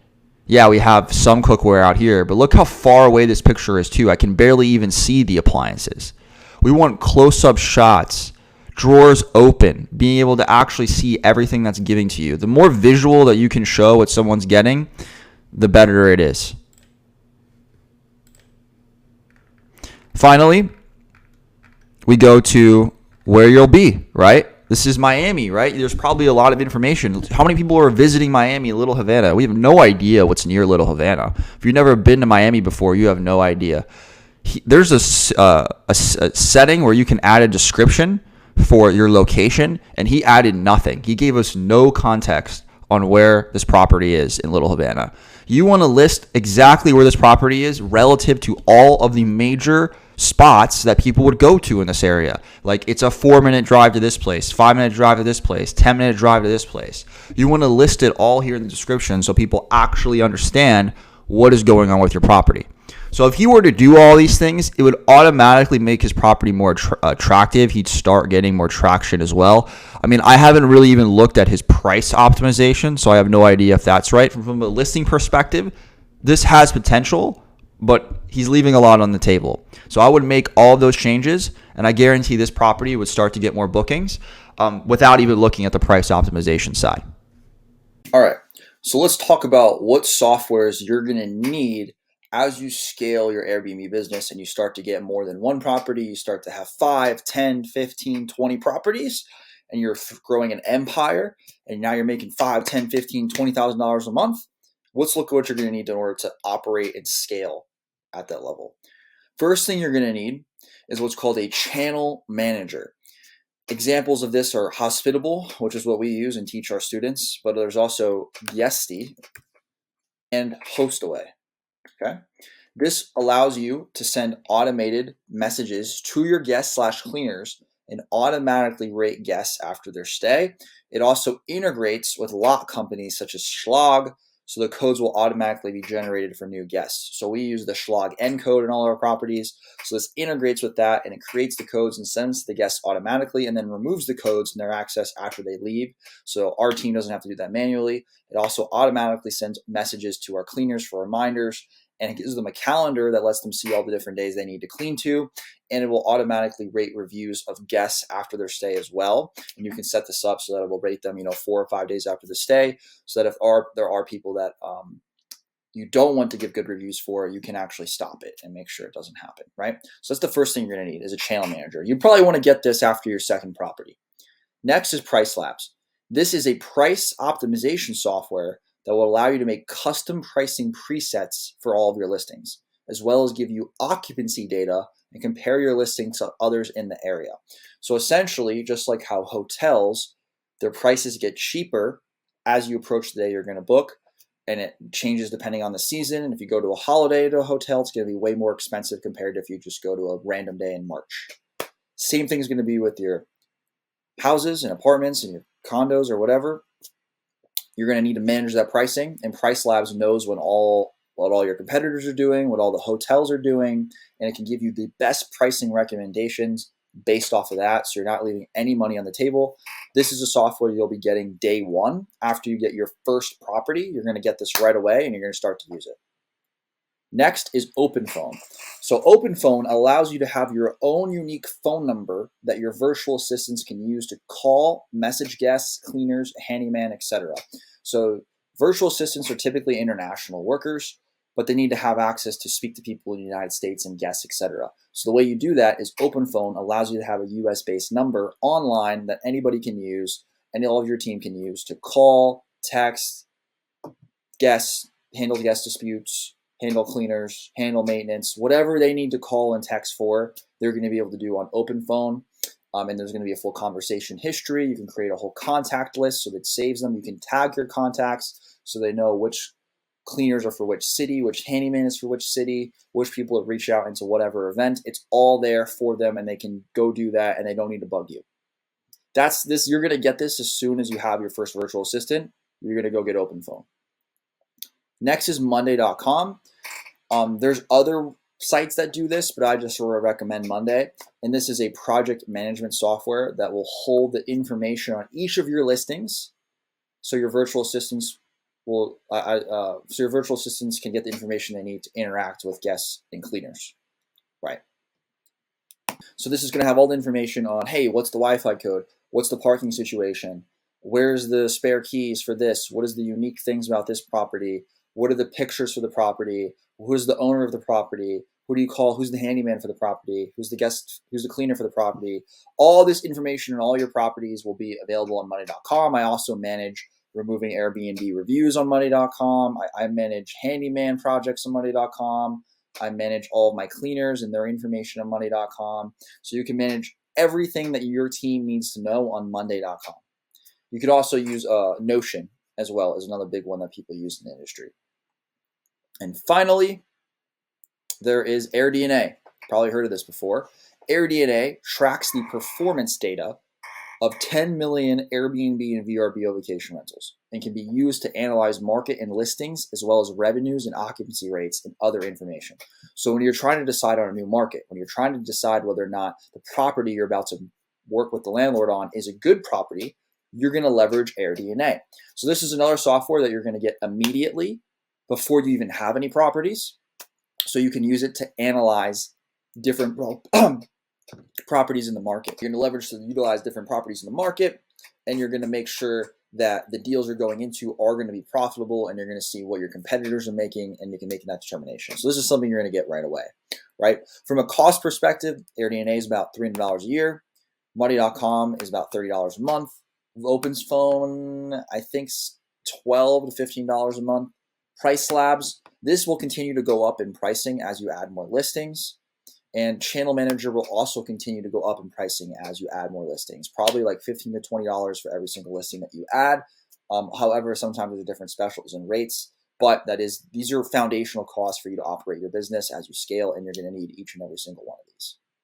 Let's talk about one of my favorite topics, hiring virtual assistants. At this point, if you're looking to hire virtual assistants, that means you've already scaled, right? So when you hired your first virtual assistant, after having your first or second listing go live, or immediately if you want to have them prospect/reach out to landlords for you. Vince and I didn't get any virtual assistants until we had about our fourth unit. However, we could have done it as early as our second. It just depends how comfortable you are, as there obviously is a cost with them. And if you want to leverage them for prospecting because you're just really, really busy at work and you want them to reach out for you so that you can have conversations with landlords when you come back home from the day, then you can start having them work for you part-time. You also need to make sure that you are already familiar with the Airbnb platform. You're very familiar with dealing with guests and the various softwares that you're using, because you can't teach somebody something that you don't know how to do yourself, and you can't assume that they're going to come in and change your business if you don't have some solid fundamental knowledge of how to do everything yourself, right? So that's when you're going to hire a virtual assistant, either immediately for prospecting or after you have your first, second listing. I mean, you could wait to your third or fourth, but probably good to train them and start having that burden removed from you so you can focus on scaling and not have to handle the day-to-day operations. So how do you find a virtual website assistant? You can use a website like onlinejobs.ph, which is essentially going to be a bunch of different virtual assistants from the Philippines. However, you're going to look for people that specifically have past Airbnb experience. So they're going to know all the policies of Airbnb. They're going to be very familiar with the Airbnb platform. You're not going to have to do a lot of training on that. You're just going to have to do internal training on things like money.com. If you want them to do accounting, if you want them to do prospecting, things of that nature, you're going to need to still train them on. And you're going to want to make sure you interview them and ask them specific Airbnb questions / guest situations to see how they handle them. Now, obviously, you're going to kind of have a list of all the different scenarios and how you want them to deal with it. But we want to get an idea of, do they already have some of this knowledge? Do they have this experience? Like, how do they think about it? Are they going to cost you a lot of money, or are they going to do it in the simplest way possible? So one question you can ask them is, hey, if you noticed on the security camera that there's a party going on at one of the properties, how would you proceed with that, and what would you do? And let them give you all the answers and see if that was right, if that's what you would have done, and how they would have gone about it, just to understand how they think. And if they're giving you really bad answers, well, you probably don't want to hire them. And if they're giving you decent answers, then you may be able to train them in the right direction. And if they're giving you excellent answers, then of course, that's going to be someone you want to potentially hire. From a structuring standpoint, your first 1 to 5 listings, you can have one virtual assistant working 40 hours a week, Wednesday through Sunday, and you take Monday, Tuesday. Monday, Tuesday are usually the least popular times of the week. There's the least amount of check-ins. There's the least amount of problems. Wednesday through Sunday is really where all the action is. So you only need one virtual assistant to handle those periods, and you're going to take Mondays and Tuesdays, and you're also going to take evenings. So you'll be taking Monday and Tuesday all day, and then evenings, Wednesday through Sunday. When you get 5 to 12 listings, then you can hire your second VA. They're both working 40 hours. One VA would work the night shift most of the nights, and then 2 day shifts. Or you could have them both work. One works all day during the day, and then one works all day night, and then you're still taking Monday, Tuesday. So you can kind of decide how you want that structure to be. This is kind of my recommendation, is that they're covering every day and that there's just nobody covering Monday, Tuesday nights. so you'd be covering Monday, Tuesday nights, or you just pay them extra and you have them work more than 40 hours, right? So the guy that has days off, maybe you give them extra money and you have them work those shifts. You can negotiate and figure that out. And then if you have 10 plus, you can have a third VA, and then one of the virtual assistants would be your operational manager, and the other VAs would report to them, and the operational manager would make most of the day-to-day decisions, dealing with guests, dealing with handyman, dealing with issues. Of course, if there's anything major, they're going to, speak with you, but they're going to be really the ones that understand everything on the platform and how to execute, that you have full faith in, that you're training to head up all the other virtual assistants. So you're probably not going to have a lot of communication with them. You're just going to have communication with the operations manager, which is really how you want it. You want the operations manager to properly be teaching them by being a leader, by firing, by hiring for you, by telling you when to give them raises, by telling you when to give pay cuts, to give warnings, to do all of that. You want your operation manager to do. I'm going to walk you through perhaps the most important lesson you need to know when first starting a business, especially if it's your first, and that's really understanding the transition curve of what you're going to go through as a business owner. And you have to realize if this is your first business especially, you cannot avoid this. I encountered this. Every top student I know encountered this. My buddies in different businesses encountered this. And this actually stops like 99% of people from ever being successful in a business. This is not something I created. Recently Alex Hormozy talked about this, but a lot of successful entrepreneurs have talked about it. It's been around for a long time. And when I first learned about this, I was blown away. I was like, oh my gosh, like I'm not the only one that feels this way. This makes a lot of sense. So if you understand how you're going to feel through this journey as you're going through it and what to expect, it's going to allow you to be more consistent and last through the negative periods so that you can end up being successful and you can end up being, one of the best students in this program. So the first thing you're going to have here is pretty much where you're at now, joining this program, right? Which is uninformed optimism. You knew Airbnb was going to be great. You knew it was going to be a fantastic way to scale, and you knew some of the positives, but you didn't really know all the details and everything that was going on, and everything's handy dandy, and you joined and you're all excited, right? Uninformed optimism. As you start to go through this content and you learn more and more and more, you're now going to be in the informed pessimism stage. So you're going to see that, okay, this is a lot harder than I thought it was going to be. There's more involved that I had no idea about. There's more issues and things I have to overcome. This isn't maybe as easy as I thought it was going to be. And then you're going to start doing the actual work that we walk you through and doing the outreach, speaking with owners, speaking with buildings, like going through everything. And that's when you're going to hit your lowest point, which is the crisis of meaning. Oh my God, should I have done this? Maybe this is not for me. This is too hard. Maybe this works for other people. It doesn't work for me. And this is where 90% of people quit. And what they do is they go find another business opportunity that they have uninformed optimism about, and they restart these first 3 phases over and over again. It's like a cycle. If you ever heard people that have started like 10 different businesses and failed, this is usually what happens is these 3 things right here, they go and repeat over and over and over. And as an Airpreneur student, I don't want you to fall into this trap. So you have to realize that if you let yourself mentally get stuck in the crisis of meaning where things are harder than you thought, it's taking longer than you thought, you're not seeing the results that you thought you were going to get, you're feeling slightly demotivated, and you give into that, you're going to crash and burn. You're going to crash and burn, you're not going to get the momentum, and you're not going to end where you need to in this program, and you're not going to accomplish your goals.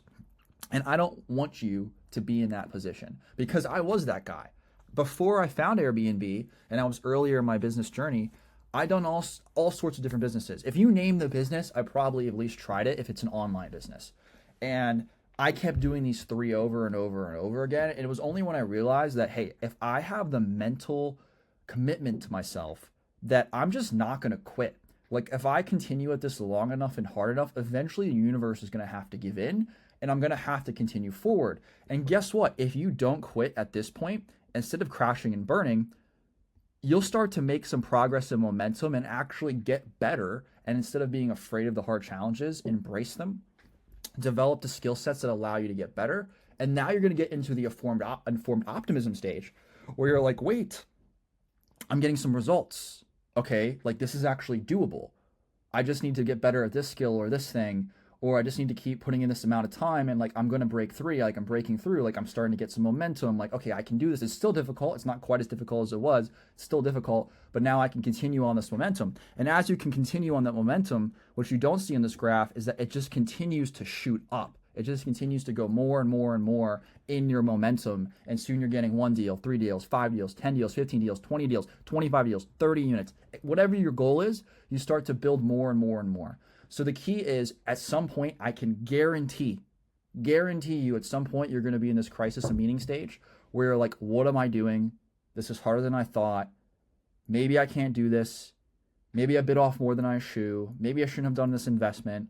And that's when you need to double down and you need to make that mental commitment that no, I'm just going to do what they tell me to do.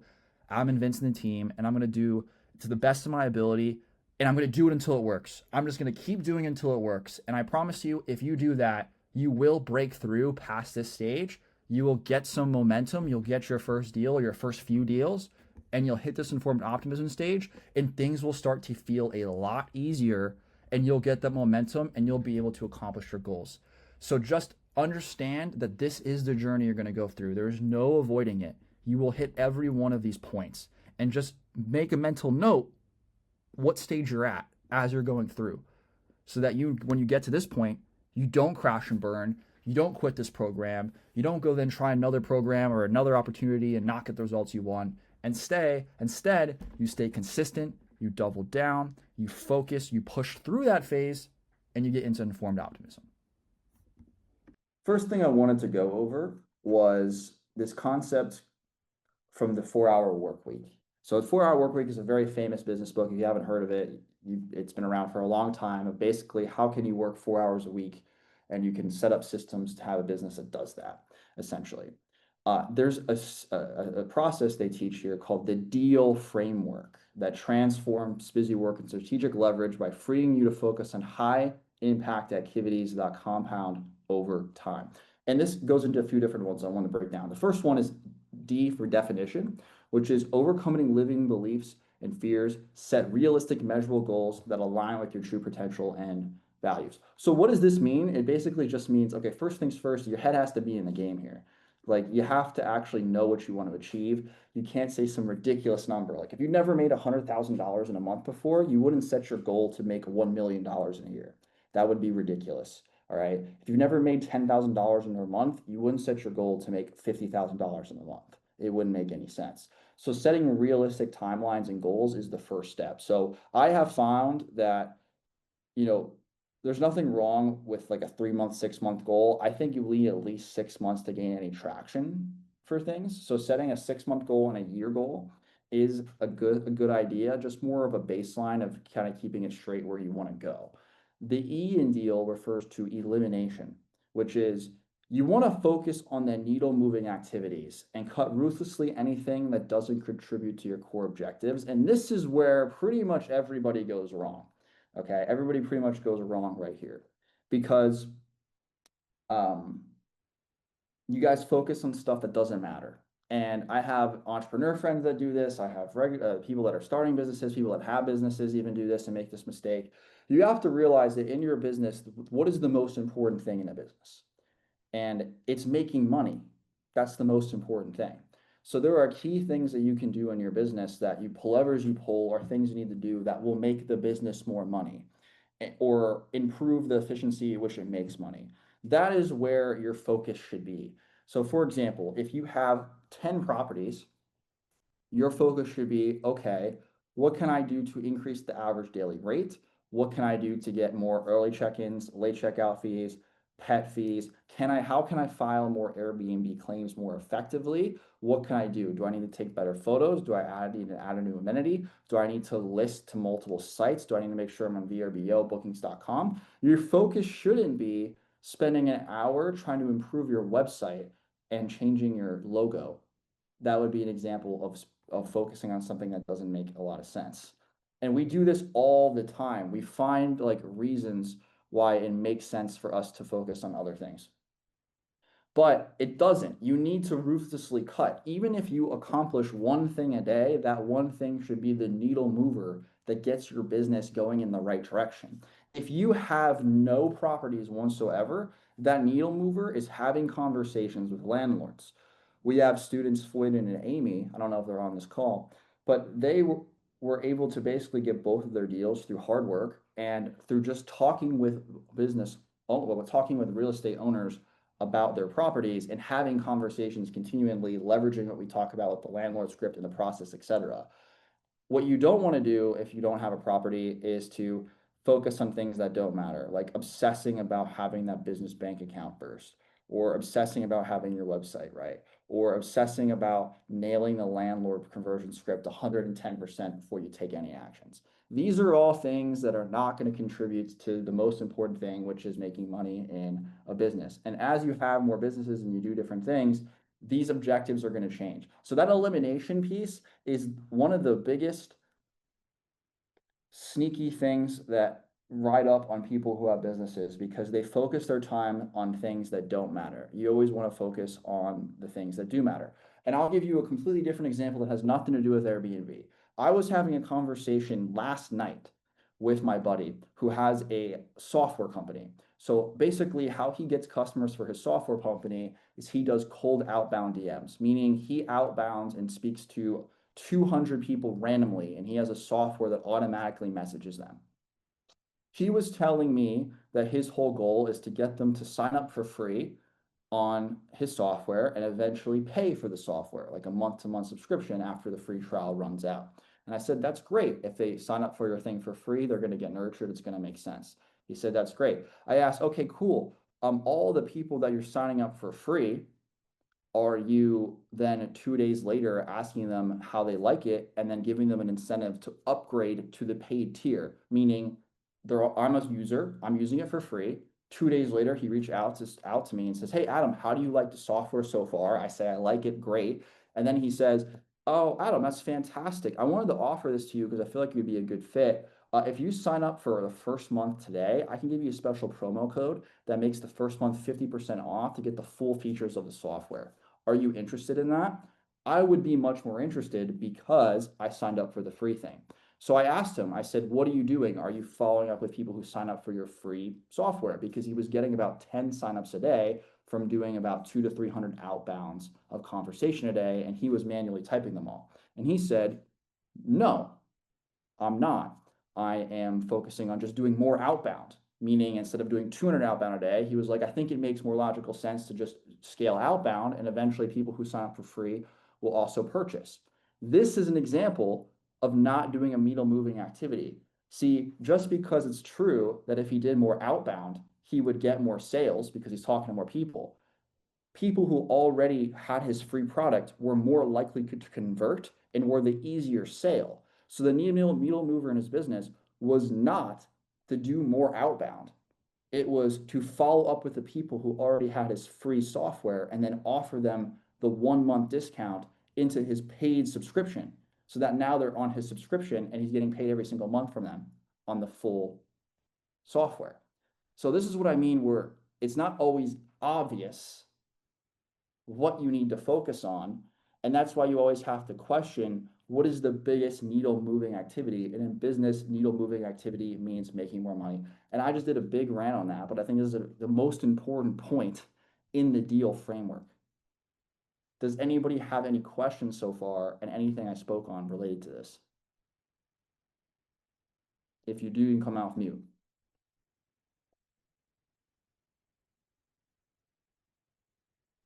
That's real good. We like that. That's that's real Perfect. good. We like that. Yeah. Love it, Deshaun. Second, or third, A means automation. Outsource repetitive tasks and systemize workflows, build processes that work without your constant oversight. What is the promise of Airbnb, guys? What did I promise every single one of you when you spoke with me or one of my teammates to join this program? We told you about the passiveness of it, how it can be automated, how it can do that. If you want to scale a business, regardless if it's Airbnb or any other business, and you want to have your time back, you have to be able to automate it. Now we automate it in this business through either two ways. You either automate things through digital capital or human capital. Those are the two ways you automate things, digital capital or human capital. So what is digital capital? Well, digital capital, as an example, is that my buddy who has that software company, he does outbound DMs to get clients. That outbound DMing, he created a software that does that for him. So he's using the software, which is digital capital, to do all of the outbound for him, which would originally require someone to do it manually. So he's saving all that time leveraging digital capital. How do we leverage digital capital in Airbnb? We use softwares like Hospitable, SuiteOps, Price Labs, things that save us time on important tasks and automations that otherwise we would have to spend the time on. And the second way you do this is with human capital leverage. So how do we leverage human capital leverage in Airbnb? Well, we leverage people, specifically virtual assistants, to run the properties and get them trained up to make decisions to then run the day-to-day operations. And when you compare the digital capital and the human capital together, that is where you're no longer tied to the business. And you actually could have a 4-hour work week because that's completely automated. And then you're spending your time on just the needle moving activities that'll help make you more money, which in most cases is just finding more deals. And then finally, when you do all these things, you have liberation. You have true location, true time freedom, and true smart systems in place that have this business scale. And these principles apply to every single kind of business. So it's not just Airbnb. You got to ask yourself, if you ever start another business in the future, real estate, like a concrete business, another form of online, business, there's a bunch of them. You have to figure out how to apply all these things to that in your daily life. And if you do, your business can grow a lot faster. Second thing to focus on here is, how do we do this quickly? How do we make quick progress? What is that going to look like? Okay.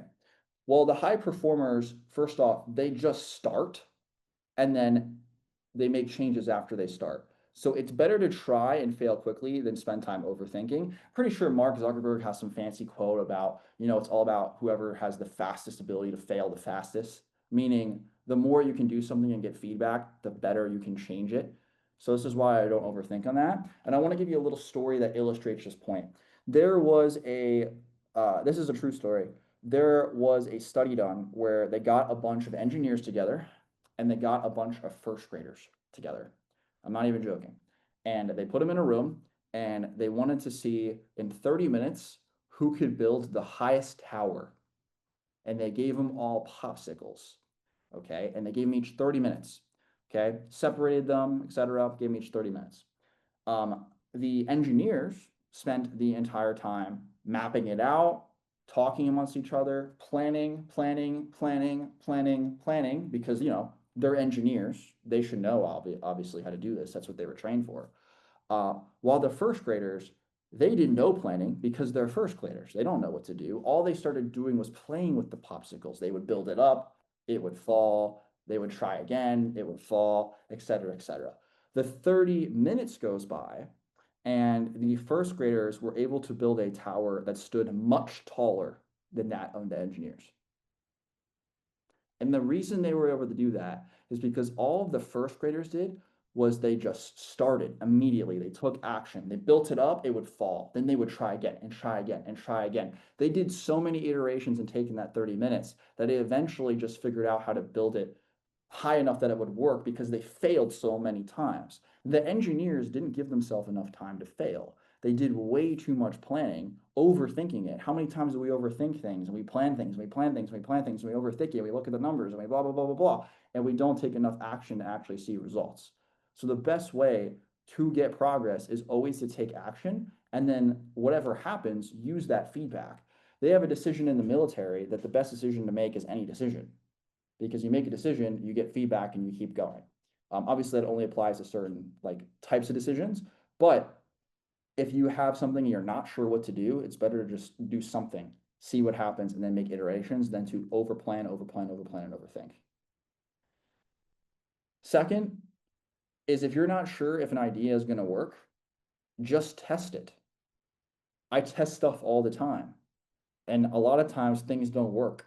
And then for every 5 things that don't work, I get one thing that works well. And now I know, hey, this idea works well, and I can continue to do that, and I can continue to execute upon that. Same with my Airbnb business. Let's just say you find a software for Airbnb that we've never heard of before that you think might be valuable and you want to test it out, just test it out. See if it works. Give it a week, give it 2 weeks, play around with it, see if it works. If it works, great. If it doesn't work, scrap it, move on, figure out why it didn't work, try something else. That's a part of the process. If you talk to a landlord and you're like, well, maybe this positioning will work better, try this positioning. Try. If it works, great. If it doesn't work, find out why it didn't work, improve upon it, and keep going. The biggest factor in business is always speed.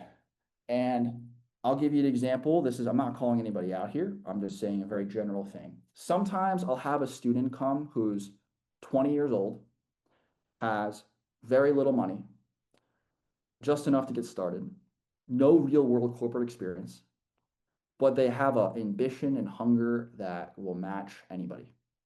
And they are willing to work quickly and they're willing to put in the hours, because everybody says they're willing to put in the hours. Not everybody's actually willing to put in the hours. But there's that 20-year-old who's willing to put in the hours, right? But he doesn't have the corporate experience and he doesn't have, the security of funding. So like he has some disadvantages, he doesn't have the best business credit to be able to scale, to do all this as quickly. So like theoretically, he should not be scaling as fast because he really doesn't have all the advantages that someone who's 40, married, great credit, lots of stuff going on, loves a corporate experience, understands the professional workplace, has real skills. They can maybe sell, they can talk, they understand how to lead teams, they have a lot of corporate experience, right? Sometimes, not always, but sometimes the 20-year-old gets properties a lot faster than the older folks with corporate experience.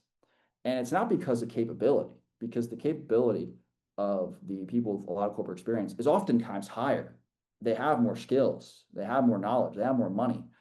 It's the speed of implementation. The person that's 20 that's just starting, they don't care if they have to spend 5 hours on a weekend, 6 hours on a weekend. They don't care if they call the first 100 landlords and they all say no, because they don't actually expect it to work the next day anyway. So they just take crazy action. They don't put anything off. If our team tells them to do something, they just do it.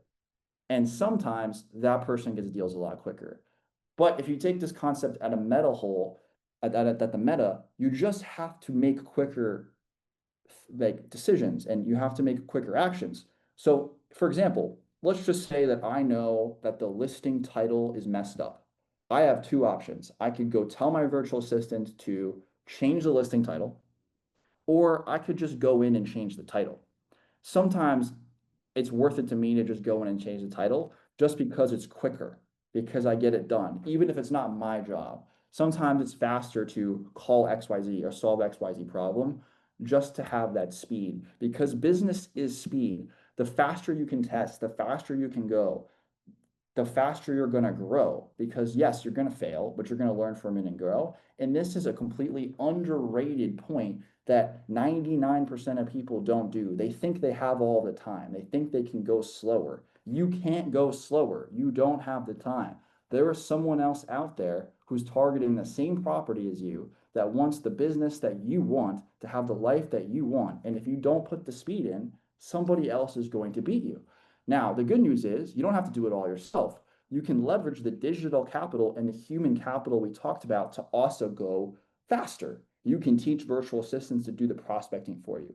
You can have virtual assistants do the outreach for you, and you could follow up with them after work. These are combining these points together to not only have the speed, but leverage the automation and human and digital capital. Does anybody have any questions or feedback on this before I continue?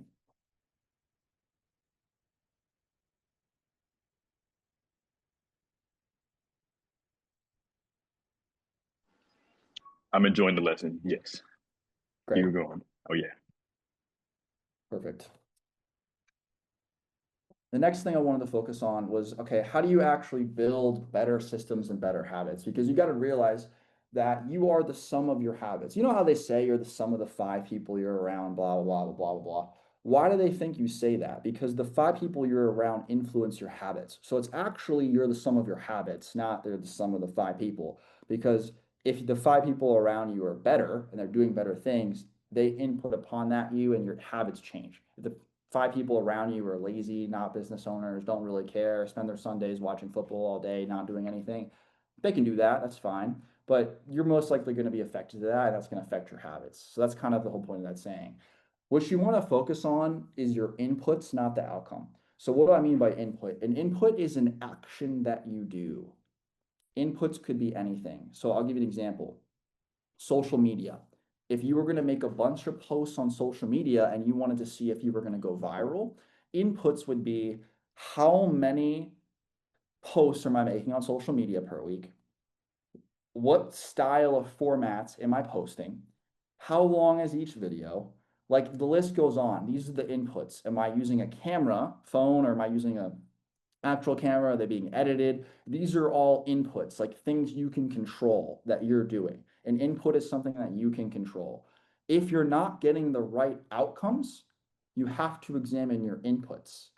So if you are calling 100 landlords and you don't get a single deal, one of your inputs is wrong. It's either you are targeting the wrong place, you are losing something in the script, you are not setting the framework correctly, you are, want something. One of your inputs that you're doing is not adding up. And what you have to measure the quality of your inputs to understand what is the difference maker here, right? Going back to the content example, if I do stories and I talk about different stories in my inputs, and I make 20 posts where I give a story, and not one of those goes viral, well, my inputs are probably not good. I'm either not delivering good stories, I'm not delivering stories that resonate with the audience that I'm trying to target, I'm not presenting it in a way that makes sense, or the format itself doesn't work. So I have to change one of those inputs to affect the outcome, and then do another 20, and then look at it again and see if there's any changes. And this is why you can track all this. Another thing that's good to just implement once you learn better. So to give you an example, Alex Hermosi, he's got this book that everybody in the world bought. He sold 100, if you don't know, he did a webinar where he sold $100 million in like on that webinar. And there's this book, he's got 3 different books on business, and this one's called $100 million models. Okay. I'm reading this book right now to learn for fun, whatever, but one of the ways that I can actually improve what I'm learning and how to apply it is using active recall. Active recall is a process where after you read a chapter of a book or you watch a 15-minute YouTube video, how many times do we watch a YouTube video or read a book and we just move on?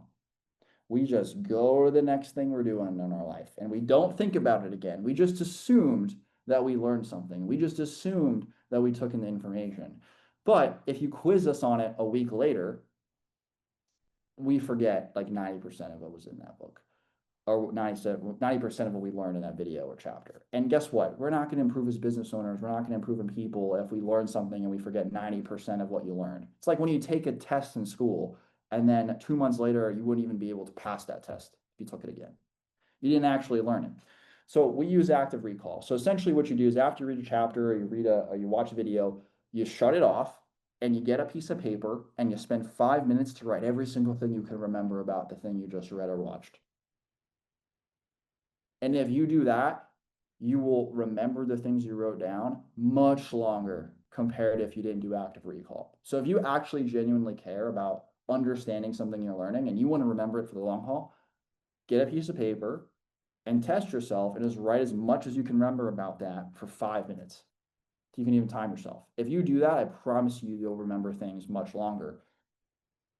In language learning, there is something called the spaced repetition system. That is essentially where you like flashcards of the words you're learning, right? So let's just say in Spanish, biblioteca, okay?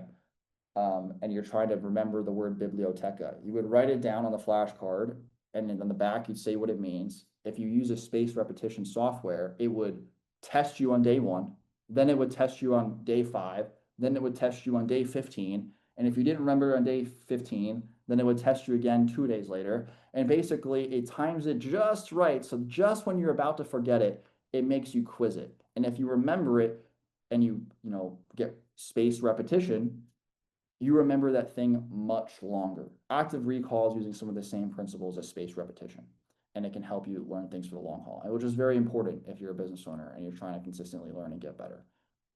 Okay, next is random positive reinforcement. Life's hard. Business is hard.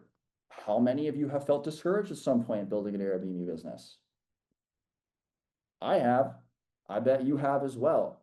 That's not all perfect. One thing you can do to make sure you're staying on your habits is positive reinforcement. So what are some ways you can actually do positive reinforcement? Well, it's basically rewarding yourself, but it's rewarding yourself with the simple things. So you have to create basically a list of rewards that vary from small to large. So let's just say a small reward is watching your favorite TV show. I'm watching a show called Billions. Some of you probably watched it or heard it. It's on Paramount Plus. It's a great show, right? A reward for me could be, okay, if I make 5 pieces of really good content to add to my Airbnb training, I will let myself watch Billions tonight. That's positive reinforcement compared to I watch the 5 pieces of content and my reward is to do more work.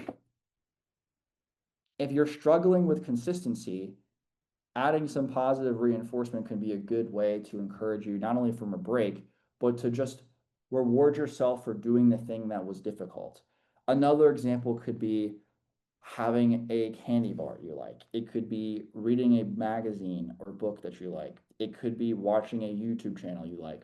It could be going for a walk that you like. And now you can have higher rewards for things that are tied to bigger goals.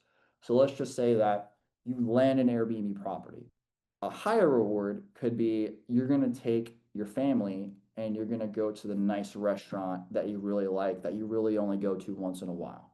And you're going to mark that as the reward. And when you go to that place, you know it's a reward for getting that deal. And now you're like, oh, well, I want to get another deal because I want to feel this feeling that I'm feeling again and go to this place.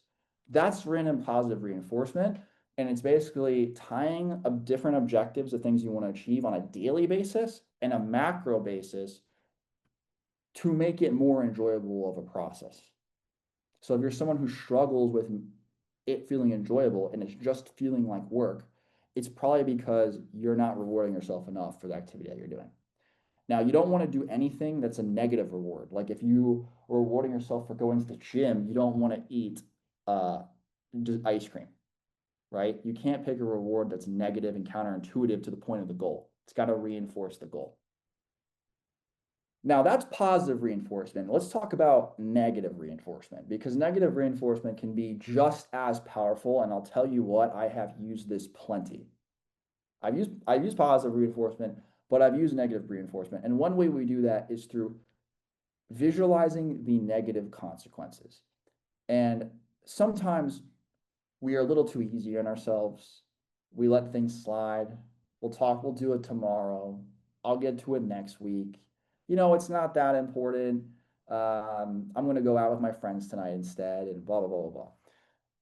If you find yourself doing that, sometimes the better things to do is just visualize, okay, what does my life look like 2 years from now, a year from now, 3 years from now, 5 years from now, if I don't make any changes?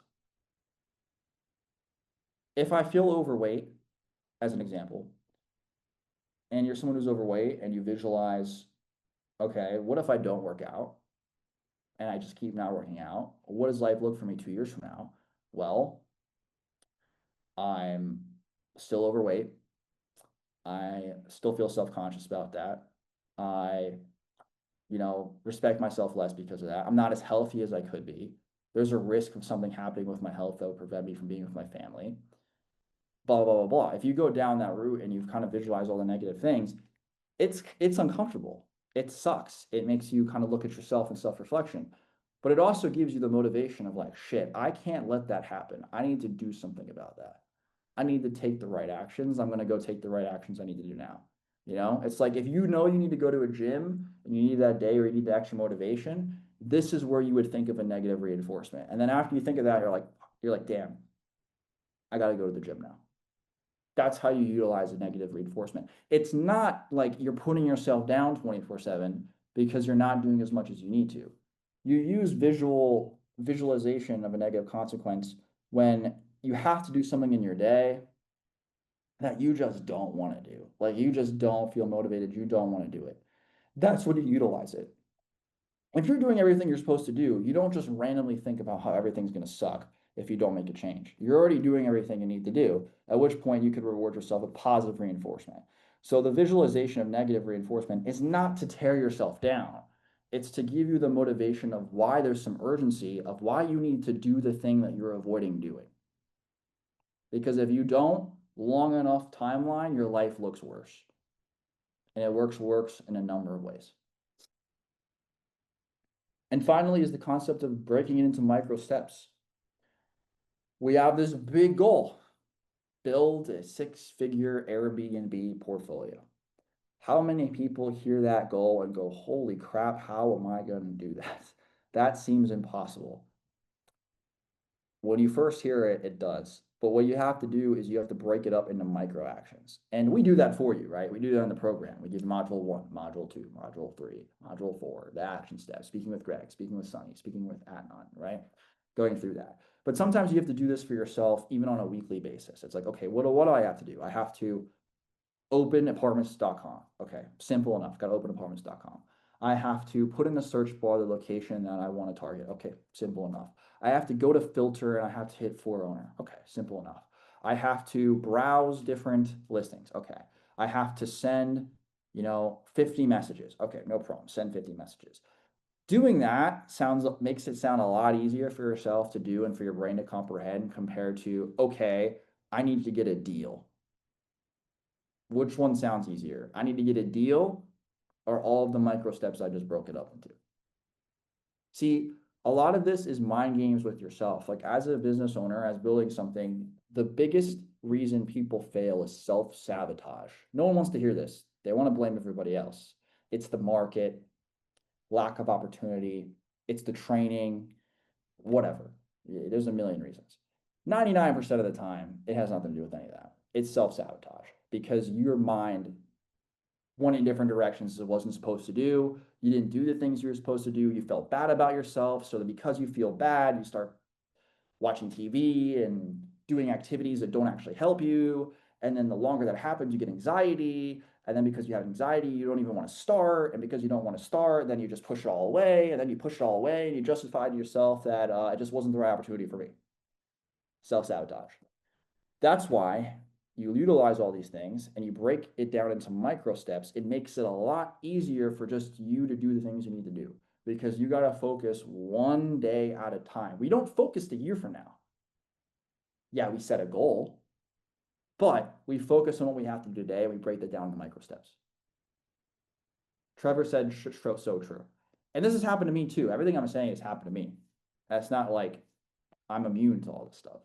I have the same thoughts, feelings everybody else does. There's really nothing special about me.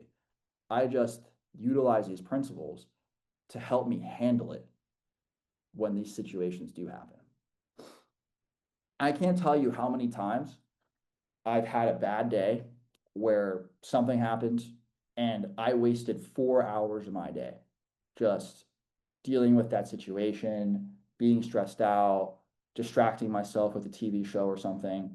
And then I had two options. I could either let that stress me the rest of the day and be like, I'll just try tomorrow, or I can bounce back from it and I can still do work. And in those situations, yeah, I waste 2-3 hours. It happens. But then I go to the library or I go somewhere else and I do another 4 to 5 hours of work, or I do another 3 to 4 hours of work, and I end the day in a positive state because I give myself the positive reinforcement. Adam, if you do XYZ thing, you can do XYZ thing. I visualize the negative consequence. Adam, if you don't do this, you're just one step farther behind for where you want to be. And then I break it down into micro steps. What do I really have to do? I just have to drive here, open up my screen, blah, blah, blah. I just break it all down. I use all these principles so I can save my day to still be a win. It's only a loss if you do nothing. If you waste half the day, but then you recover the day, it's still a win because you know how many people just waste the entire day? How many times you got ticked off about something and then you just let it ruin your entire day? right? You can't do that. You can't, every day you waste is a day you're farther behind. You have to find a way to bounce back even when stuff happens. I get bad news all the time, you know? Um, but I don't let it affect me. And if it does affect me, I don't let it affect me to the point that I can't continue in my day. That's the point. Does anybody have any questions about anything I spoke on so far?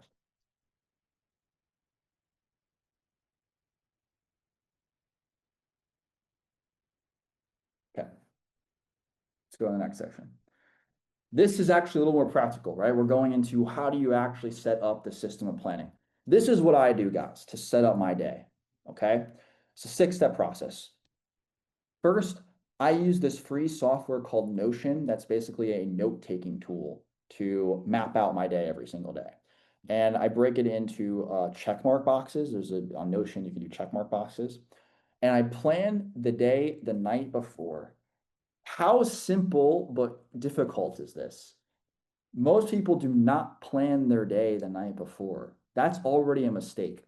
If you plan your day the night before, even if it changes, you wake up in a much better position the next day to get ahead of what you need to do and understand that. Compared to if you wake up, something happens, whatever, now you kind of half think about what you have to do, but you didn't think about that much, and now you're missing things and you're doing some things, but you're not doing other things. If you just plan it the night before, all of that goes away. You don't have to worry about any of that shit. Then it's having blocked times for you to do the main activities that are the needle movers. So how do I do this? Like, let's just say you work 9 to 5, right? And you know that you got to spend some time with the kids, and you know that on this day you got to take them to this practice, and then on this day you have this family dinner. But you know that on Tuesday, 8 to 9 o'clock, you're free. And you know on Wednesday, 6 to 7 o'clock, you're free. You block those times off on the calendar the night before, and that's where you put the most important needle moving thing you need to do first. And then all of the little stuff that's not really urgent, that's mixed and matched, you do it after and you fill it in. And guess what? If you don't finish it all, it doesn't matter because you did the needle mover thing first. I don't always finish all the little stuff I need to do, but I finish the needle mover stuff every time. It is a rare day that I don't get the most important activity completed. But the only reason that can happen is because I planned it. And if you don't plan, like failing to plan is planning to fail. Failing to plan is planning to fail. Now, number 4, like I said, it's the priority tasks. Okay, I put it in this order, guys. If you have to choose between your health and a business, of activity, choose your health. Go to the gym, right? If you can only do one thing, it's like I can either work on this project I have to do for business, or I can go to the gym. Go to the gym. Like work on your health first, then the next day get to the activity, if you have to. And if you have time after the gym, great, start working on it. If you don't, at least you got the gym in. Don't sacrifice your health for business. It's not worth it. Get the important health things you're going to do that you do in your routine first. And most of the time you can do both. Sometimes you can't. Sometimes you can pick one if you're really busy. But if you're going to pick one, pick the health activity. And I'm the person teaching you to build a business, and I'm telling you to pick the health activity because it's going to reward you much longer. There's only so many days you can't work out. Also, working out is just good for your mental mood. It's good for your regularity. It's good for so much stuff. So pick that. Okay. Then use your remaining time blocks for the primary focus, the work that needs moves the needle most. I'm going to change this to once you have your time block for the needle mover, everything else should be all of the secondary things. The things that are little things that are semi-urgent, but they're little stuff that's semi-urgent. And then leverage opportunities. Are any of the tasks you're doing on a daily basis, can they be outsourced? Can they be automated for maximum time efficiency? I'll give a really simple example. If you make enough money, you don't need to be rich to do this, but obviously don't want you to do it if you can't afford it. You can outsource your grocery shopping. Like you can make a cart on Target or Whole Foods or whatever, and you can have all the items delivered to your house for a little bit of additional fee, but you just save yourself an hour and a half that you can now use to work. And once you do that cart once, you can like reorder the same cart every single time. That's an example of outsourcing something. Another example, of course, is using a virtual assistant to do certain tasks for you. Another example would be paying somebody to mow the lawn for you. If you're, making decent money, you shouldn't be mowing your own lawn. Like it's just a waste of time. It would make more sense for you to work or focus on something during that time that you would be spending on the lawn. Any activity like that that you can outsource, as long as it's within your financial means, you don't have to do anything crazy. I'm not asking you to like get a private chef, but those little things, you should do it because it would allow you to focus more on the main objectives that would need to move your needle, the needle forward in your business. And here's an example of maybe what a breakdown would look like in Notion, except these would be check mark boxes, not bullet points. I like to check it off through the day. I think it's a nice dopamine rewarding activity, right? 30-minute podcasts, 11 a.m. meeting, 12 to 1 lunch break, 4 to 1 client call, workout session, 1 hour project A focus. So here's how it would look. Pretend there was like 5 steps after the workout session. The project A focus would be the most important one. So as long as I do the project A focus, anything that's after this, yeah, I'll spend time on it if I can, but I wouldn't beat myself up if I couldn't complete it. I'd just take it and move to the next day because the project A focus is the most important thing.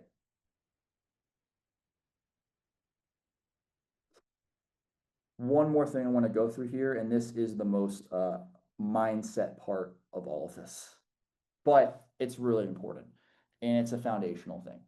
Okay. This is called the belief formula. And there's 3 parts to it. First, you have to conceive, then you have to believe, and then you're going to achieve. And I have this nice sentence down here that I think sums this up.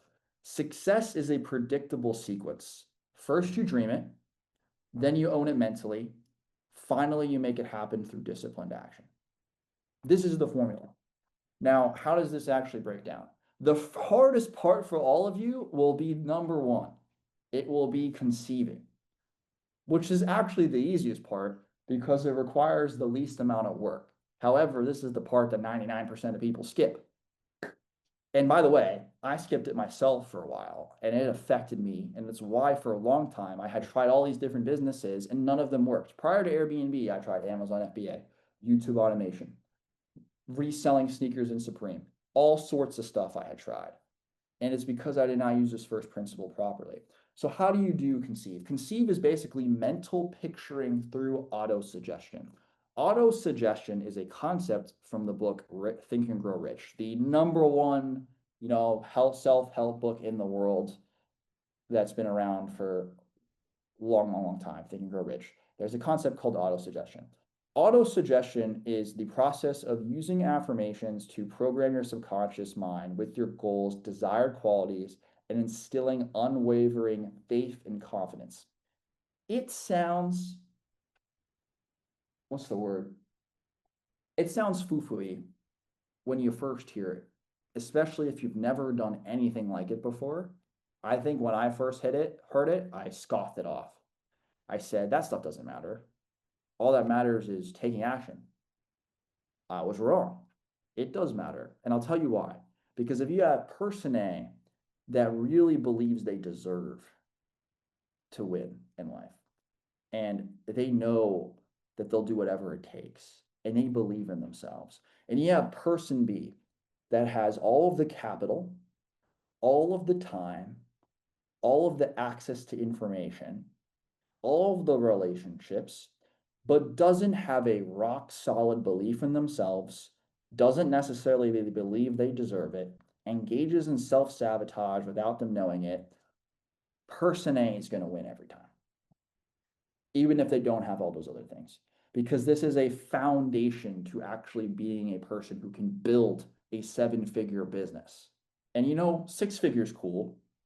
And for most needs in life, it fits it. You don't necessarily need to build this crazy 7-figure business, but some of you do. Some of you do want to build to that point. And if you do, you're not going to get there if you don't have this solid foundation inside of you. because you will find ways to self-sabotage without you even knowing it. You'll do things that'll affect your actions. So how do you engage in auto suggestion? What, like I said what it is, but like how do you even do that?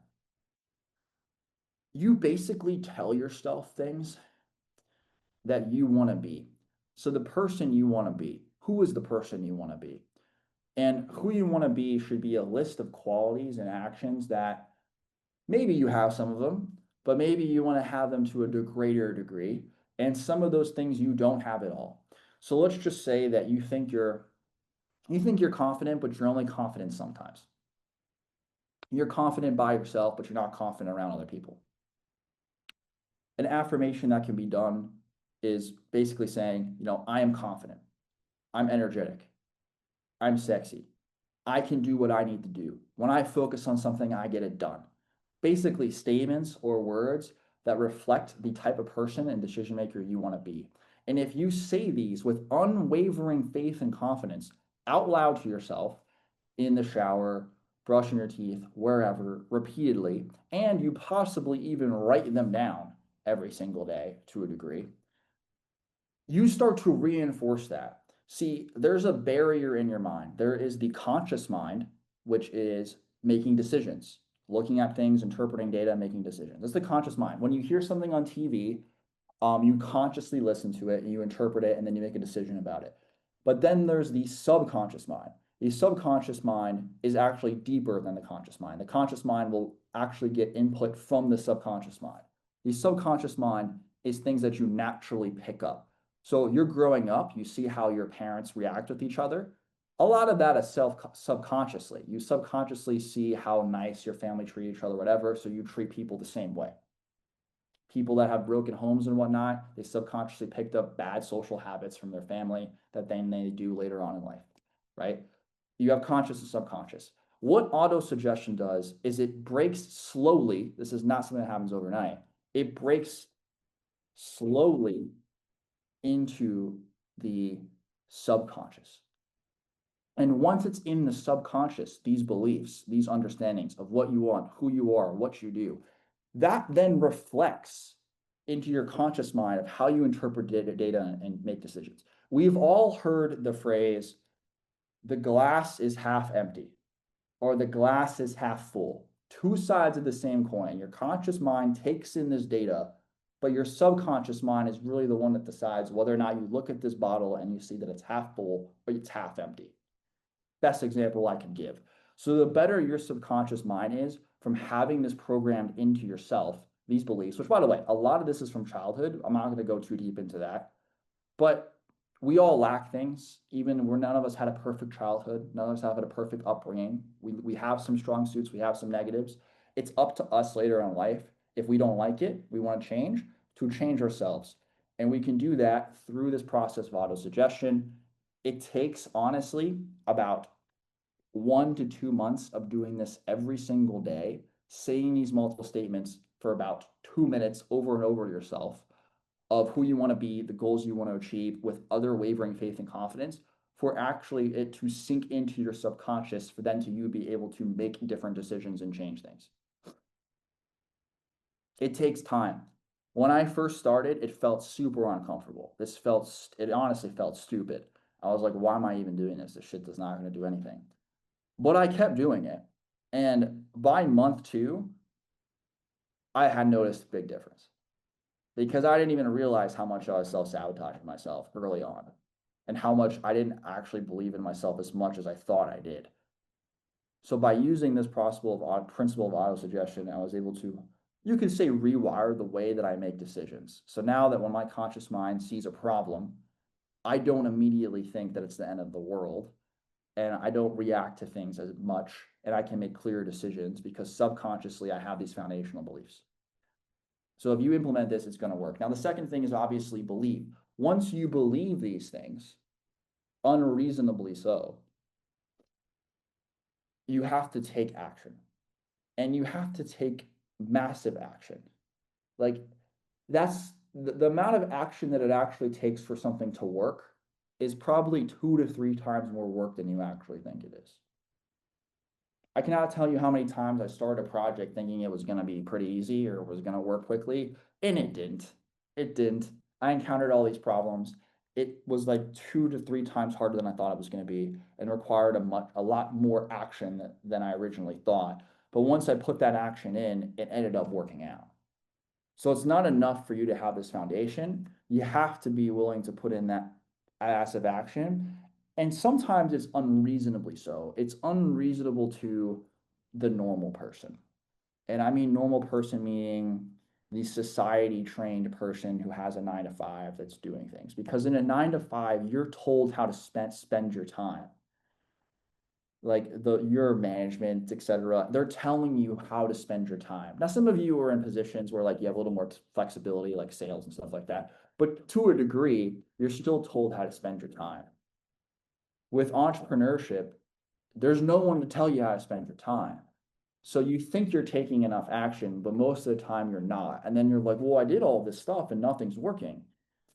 And the reason is you probably didn't do enough. And I'm going to give you a quick story to demonstrate this point. That is not my story. It's Alex Hormozi's story, but it's a good story.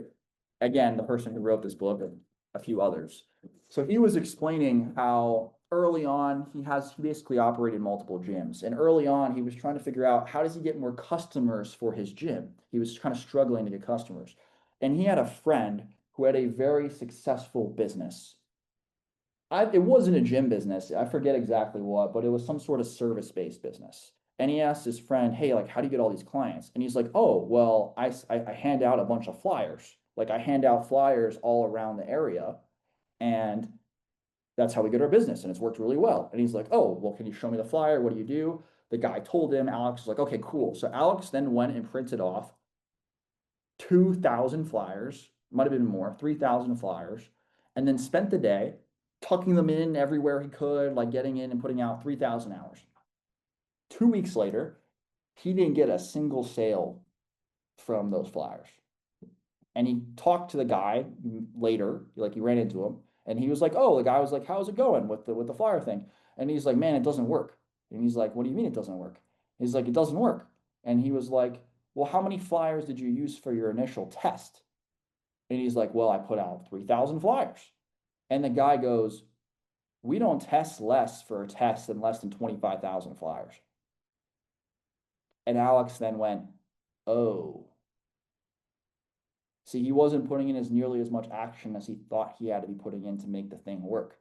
So many times we get told we have to do X, Y, Z, and we know we have to do it, and we put in our own mind these timelines of how much work it should take to achieve it. But sometimes it's actually 5x the amount of work that it takes to achieve it. And because we thought it was supposed to work in this amount of time, we feel discouraged, we quit, we don't give up, we blame the system, we blame other things, when in reality, it's like Alex, he only did 3,000 flyers when he was supposed to do 25,000 just for the test. So if you combine all these things together, that's how you build not only the rock solid person on the inside, but it gives you the best, highest possible chance to succeed, not only in Airbnb, but in whatever you want to do. And for many of you, this will not be your only business. You will go on to do all sorts of stuff. And I look forward to hearing about your endeavors in the future. For a lot of you, this will just be the start. And for some of you, you just want to build this and you want to spend more time with your family and you don't want to build all these businesses. Fine. You can do whatever you want. There's no right answer. But whatever you do, you need to apply all the principles we talked on. And if you do, your chances of success will drastically go up. So that is what I wanted to share with you today. Does anybody have any feedback, comments, anything they want to say on that? Happy to answer questions or just take feedback.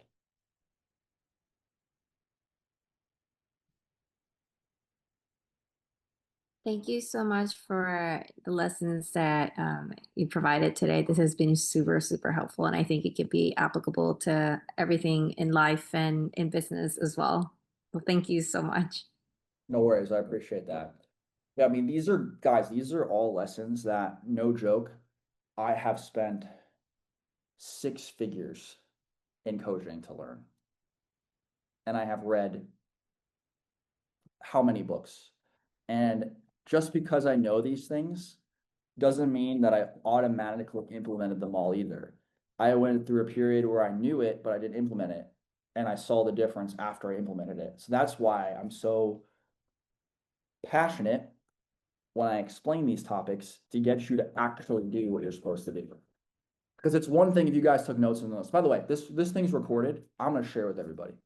You want to rewatch it, you want to take notes. I hope other people in the community watch this. But if it's one thing just knowing logically what to do. As Tony Robbins says, I'm quoting other people because these people just have great quotes. As Tony Robbins says, knowledge is only potential power. Just because you know this stuff doesn't mean it's going to change your life in any sort of way. You have to actually do it. So I'm not asking you to do everything at once. Pick your 2 favorite things that you learned from this and focus on the next week of doing them. That's it. Take those 2 things, focus the next week and do them. If you do that, you'll be farther along than you were the last week. If you try to implement all 15 things I talked about today, I mean, that's impossible, right? We're not going to be able to do all 15. I don't expect that. Just take 2. Take 2, your favorite 2, implement it, see the results. Cool. Before we end this, anybody have any final questions or points they want to share?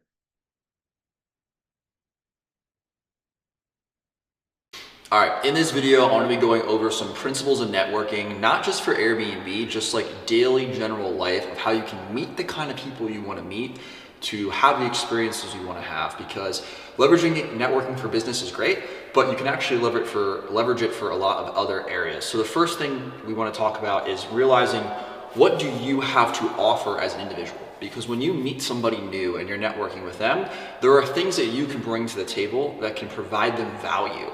Everybody has their own unique things.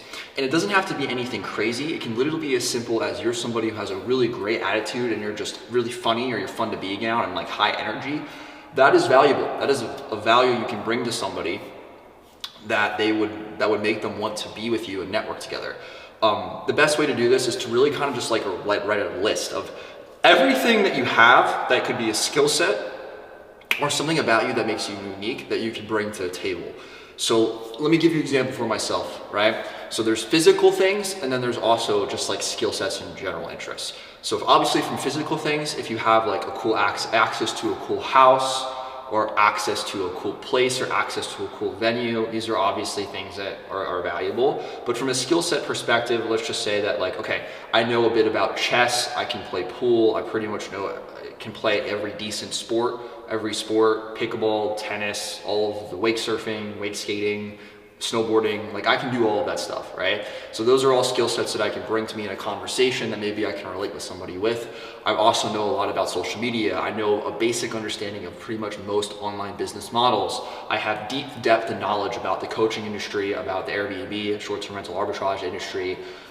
There's a lot of things that I have side interests and hobbies that I know about. So you kind of want to create a list of all the things that you know about and things of skill sets that you have that are either hobbies or related to networking, related to marketing, business. Could be as simple as you're really good at interior design, or that you're really good at a particular hobby. You just want to make mental lists so you like understand all the value you bring as a person, because everybody has value they can bring. There's something unique about each and every single one of you that you can bring to a conversation that you might be able to leverage with networking with somebody, but you need to have an understanding of what those things are. So you don't want to be too critical. You just want to get a list and you want to write as many things as you can, look over it, and you can just see, okay, here are all the things that I have that make me unique as an individual, that I can bring these experiences, I can bring these things with other people that I could potentially connect with them with. Now, the second thing after you know what you have to offer is we actually want to identify who do you want to network with. This is actually a very important question, because you can network with anybody. You have to understand what is the purpose of your networking. Like, who are you trying to network with and why? So you may, for example, if you're in business, say, hey, I want to network with Elon Musk because he's a super smart technical IT guy and he has a lot of industry knowledge, etc. Well, you're probably not going to be able to actually network with Elon Musk, but there's a lot of individuals that are just like Elon Musk that fit the profile, and you can meet those people. See, the goal here with networking isn't to try to meet a specific person. It's to maybe use a specific person as a reference point, someone that you really want to meet, but then look for people that have similar attributes to them that you could possibly meet, because those are the people you could realistically meet that would still provide you like immense beneficial in life, like benefit in life. There's only like you never know who you're going to meet, and you only need one connection away from it changing your life. And I could definitely give you a few stories on that. So I'll give you those stories now before we go to the next one. But identifying who you want to meet is definitely going to be really important. So I'll give you one example. I was in Las Vegas last year, and I went to a random coffee shop, and I had a guy that I saw wearing a college shirt that was a college that was right by my house back in Pennsylvania. So I spoke to him for an hour, and what I did is I identified something called a primary driver emotion. PDE. This is going to be very important. This is actually one of the steps with networking, is you need to understand someone's PDE. So when I was speaking with him at this coffee shop, I was looking to better understand, okay, who is he? What does he do? What does he care about? How can I provide value? I discovered that he was an incredibly smart individual, super hardworking, was a technical IT guy, but wanted to work in a social life, get out there more, understand social dynamics and experiences. So I had a lot of my conversation him just giving him pure value of those types of experiences. Well, after we left and we separated, I got his Instagram, I got his phone number, we set some time to hang out again, just to have another dinner and whatnot. And he had informed me that someone in his family is actually very high up in the MGM Casinos concierge business, which basically means that he can get access to any table, any restaurant, anything for free. And he had offered me these services just for free, being friendly with him, in exchange for the value that I gave him as a person. I wasn't setting out to get that from him, because I didn't even know that existed until after he left. But because I led with actual giving him value the entire time in conversation and identifying his primary driver's emotion, which is the most important part of networking, PDE, identifying someone's PDE, I was able to provide him value, and he wanted to reciprocate that value. See, if you just give somebody straight value consistently, they're gonna want to reciprocate that back to you. You can't, if you keep giving somebody value over and over, they're gonna literally feel uncomfortable inside if you keep giving and they don't give anything back. So when you are working with somebody or looking to network with somebody, you don't wanna figure out what you can take from them, right? Because taking is taking away energy, and people don't respond well to that. You don't want anything in return, and you just want to see what you can provide that person. Now, obviously, you want to identify the type of avatar that you want to be friends with. Maybe there's a particular reason why. Maybe you want to get more business clients or more Airbnb deals or whatever it is. It could literally be anybody, but you want to lead with value. Another example I have was I was at a high-end jewelry store in Vegas, and I saw some kids, or well, not kids, they're my age, some guys buying some high-end jewelry. And I knew about the jewelry. I have like pretty good understanding of the jewelry and everything as well, what's going on. So I commented the jewelry, I said it was a really nice piece. I asked him more about it. I got to know him more. Then we talked about mutual related topics that I knew he would like. So a primary driver emotion for him being in Vegas was just to have a good time in Vegas, right? Just have a good time. So I gave that high energy, I gave that whatnot. And because of that, he invited me to his table at a nightclub that night, which he paid about $5,000 for, and I could go for free. Now, I didn't end up going because I didn't really want to go out, but I got an invite to a $5,000 table for free through a conversation with somebody at a jewelry store because I related to them. I gave my value and expertise and knew what he was talking about to relate, and I just brought a really high, solid energy to help make this guy's experience more fun, and that's really what his primary driver emotions is in the scenario. So depending on the scenario, like it could be as simple as, just like I said, just being someone with a good mood. So those are a few examples. I have like 1,000 examples of ways that I just met people randomly, online, in person. There's different strategies, but I'm trying to make this a broad training for you. So first off, again, reviewing. What do you have to offer? Writing it down, really understanding. Secondly is identifying the type of person that you want to meet. So let's dive into this a little bit more, because maybe you do have a person in mind, but you're like, Adam, how do I find, okay, I want to meet a chess player. I want to meet this chess player. And I love chess, so I use these examples. I want to meet Magnus Carlsen. He's the best chess player in the world. How do I meet Magnus Carlsen? Well, the goal shouldn't be to meet Magnus Carlsen. It should be to meet other high-level chess players. And what you can do is you can actually leverage Instagram and social media to understand where these chess players hang out. So if you follow a list of 20, 30 chess professionals, you can go on their page, you can go to just scroll their feed and see like, okay, what tournaments are they going to? Where are they playing chess? And then you can actually map out when those tournaments are, or what areas they tend to go actually play chess in. So for example, there's a lot of popular chess clubs in New York. You could easily, through social media, identify which chess clubs these professionals go to. Go be a part of the same club. right? If you go to that club consistently, you're going to start meeting these types of professionals because they go there regularly. You can also go to the tagged post section in Instagram and see what locations they were tagged at to have a better understanding, like where do they go? Where do they go on vacation? Where do they go for fun? Where do they go for business conferences? And you can start to map out how to get to those types of events to meet similar types of people. Again, the goal isn't necessarily to meet the exact person, but if you know where these types of people hang out, well, then you can obviously strategically plan to go to these types of places in order to meet them. So that's how you're going to identify who and identify where. The fourth thing is going to be, again, understanding in a conversation, your goal should be to find their PDE, their primary driver emotion. This is what they care about and what they're looking for more of. So this can really range. It could range from having somebody who's just a good time to wanting to meet a particular type of individual. Maybe that individual is in marketing. Maybe they want to get more leads for their business. Maybe they need somebody to help them with their house. They're buying it. They need a real estate person. They need whatever. Like, it's just identifying what they want more of, what they need help with, what do they care about, and then you providing your value to them. So how do you provide your value? Well, one, you have an entire list of all the things you know about. Obviously, if any of the things you know about corresponds or overlaps with the things that they care about, then you got a winner. You can just talk about that, you can give value, you can create that rapport and relationship. Now let's just say that you identify they want help with something, but you have no idea how to help. Well, the next best thing you can do is do your best to introduce them to somebody either in person or just through online that might be able to help them with their problem. See, connecting the person you're trying to network with somebody who can help their problem, even if it's not you, is extremely valuable, because in their minds, they connect you as in their brain, they have you as the person who helped them solve their problem. Even though it wasn't you, it was somebody else you connected with them with.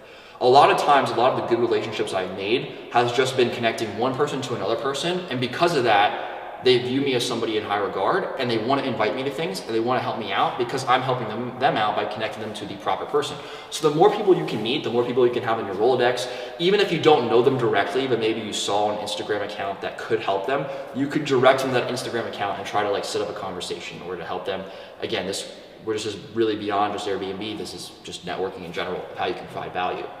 So provide value by the list of things that you have, talking or corresponding with or giving them or offering what you have or know about, or connecting them with people that may be able to solve their problem or help them in any sort of way. Now, there's two bonus ones I want to talk about, and one of them is the concept of image. So with networking, the best way to present yourself is obviously how you dress. So you have to realize that depending on who you're trying to network with, you have to dress and be in an environment that reflects the image that you want to attract that person. So I'll give you some examples. If you're gonna go to try to meet investment bankers, because maybe you have a new startup that you're looking for funding with, well, those people may dress in suits. I'm just guessing. They may dress in suits, they may dress fancy, they may go to nice fancy dinners. You don't have to have the expensive suits or the expensive watches and stuff, but you would have to wear a suit that's at least tailored and look professional and mirror kind of the image that they have in order to help create that relationship. Now, if you're gonna go meet chess players or you're gonna go meet sports athletes or I don't know, whoever you want, you can dress to kind of match the image of the person that you're meeting, because people want to hang out with people they think are like them. So I'm not telling you to change your whole personality, and I'm not telling you to wear stuff that you hate to wear. I'm just saying be cognizant of your wardrobe when you're meeting somebody, of what pieces can you wear to best reflect the image and presentation that you want when you're meeting with them. It's going to be very different. Now, the other big thing with image is online presence. If you don't have an Instagram, or you have an Instagram, but you haven't curated it to reflect the image of the person you want to be, so that when people see your Instagram, they know exactly what you're about. They know your hobbies, they know your interests, they know the cool things about you. Do you travel to cool places? Obviously, you have an Airbnb business, right? That you have an Airbnb business that you're looking to expand, that you're looking to grow, like who you are as a person. You need to do that. You need to get good professional photos that reflect environments of the type of person that you are. You need to post on your story things that you're doing consistently. So like this entire trip, I'm out here in Vegas right now for a conference. I'm posting stories about what I'm doing so that all of the people I've met in the past who are following me, that I've been building relationships with, can now see what I'm doing and see my value and see who I am, and we can stay in touch even though I'm not talking to them directly. See, social media is a way for you to speak to one to many, meaning I can post in my story and 300, 400 people that I can see it. basically everybody that I know or have ever spoken with can see it on my story, and we can have that social interaction, and they can understand what I'm doing without like messaging them directly. So you're still keeping that rapport, you're still keeping that relationship. So it's actually very important to leverage your social media, and to be honest, it's a very in-depth topic that I spend a lot of time on. That would be for a different training. But the concept I want you to get here is just understanding your image and your presentation when meeting people. You want to curate it so that it's more towards the image of the people that you're meeting, not changing who you are, just adapting how you present yourself. And the fifth bonus here, or the final one, is just understanding how to follow up with people that you just met. So if you meet somebody at a conference or a coffee shop or the airport or wherever, like, you can really network anywhere to meet people. The best way to follow up is going to be through continuously offering them value, remembering parts of their conversation that you could give value to, and then a few days later or a week later, text them offering them value or ask them how they're doing. And just posting on your social media and having them follow you is the best way for them to stay in touch, because they'll see content, they'll interact with it, they'll at least know you're doing XYZ. If you see their content and their stories, you can interact with it, you can provide value, you can say comments. So maybe they post something, they're at another real estate conference, you can say, hey man, that's so cool. How was that conference? I was really interested in potentially going. You're just building that rapport, you're building that relationship, so that when there is an opportunity for you guys to connect again, they remember who you are, they've seen your social media, and like, you can continue to build that relationship and rapport. Now I think the final thing is, a lot of people for networking want to understand, like, they're trying to get something at some point, right? Like, you can give, but you want to feel comfortable being able to ask for their help, or ask for a referral, or ask for an introduction, and you may be unsure how to do that. It's actually relatively simple. Once you do have that rapport and you have been giving, first off, they may just offer you things, which is great. Let's just say they don't offer you anything. Like, how do you bring that up? You just bring it up very respectfully. Let's just say this guy's name's James, and you were talking with James, you had a conversation about Airbnb, you felt like maybe he had some of those Airbnb. You can, after providing him some value, whether in person or whatnot, you can say, hey James, look, I just wanted to ask, like, you think you'd ever be open to potentially talking about what it would look like to maybe arbitrage some of your properties? I think that some of the numbers there can really work well for what we do. Is that a discussion you're open for? Like, say it really, like, non-forcefully, very light, push light for it, and he's probably gonna say yes, he's willing to talk.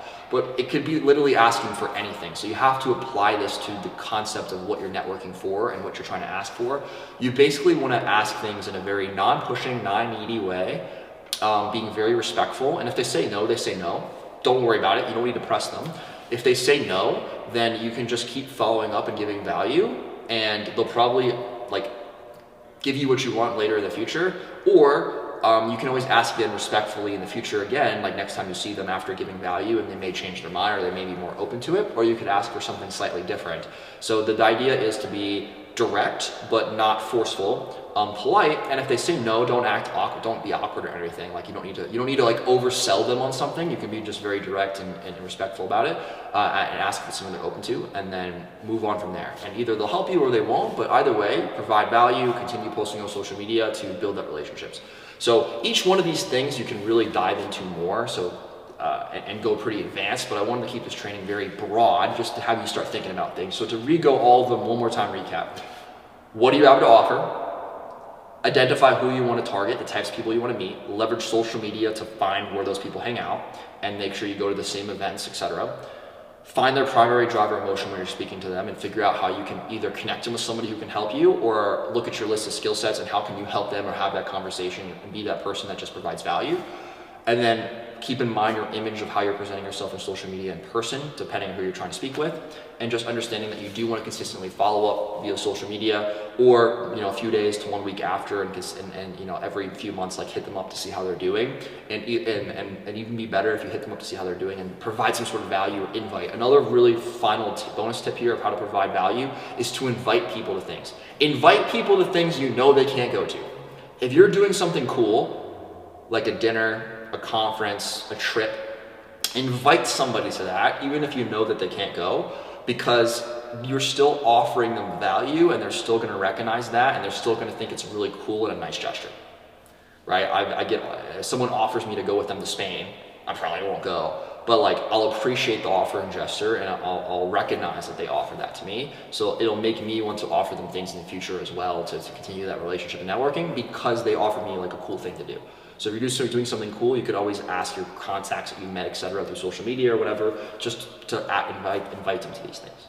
So hopefully this was helpful. Again, this is a very broad concept. This can be broken down very in depth in each of these things, but I just want you to think broadly about the topics that I talked about and how can you apply this to the types of people you want, because it's not just Airbnb in business. Like, it can be applied to anything, your hobbies, your family, your relationships, like whatever you're looking to accomplish or meet more of those types of people, you can leverage these concepts for.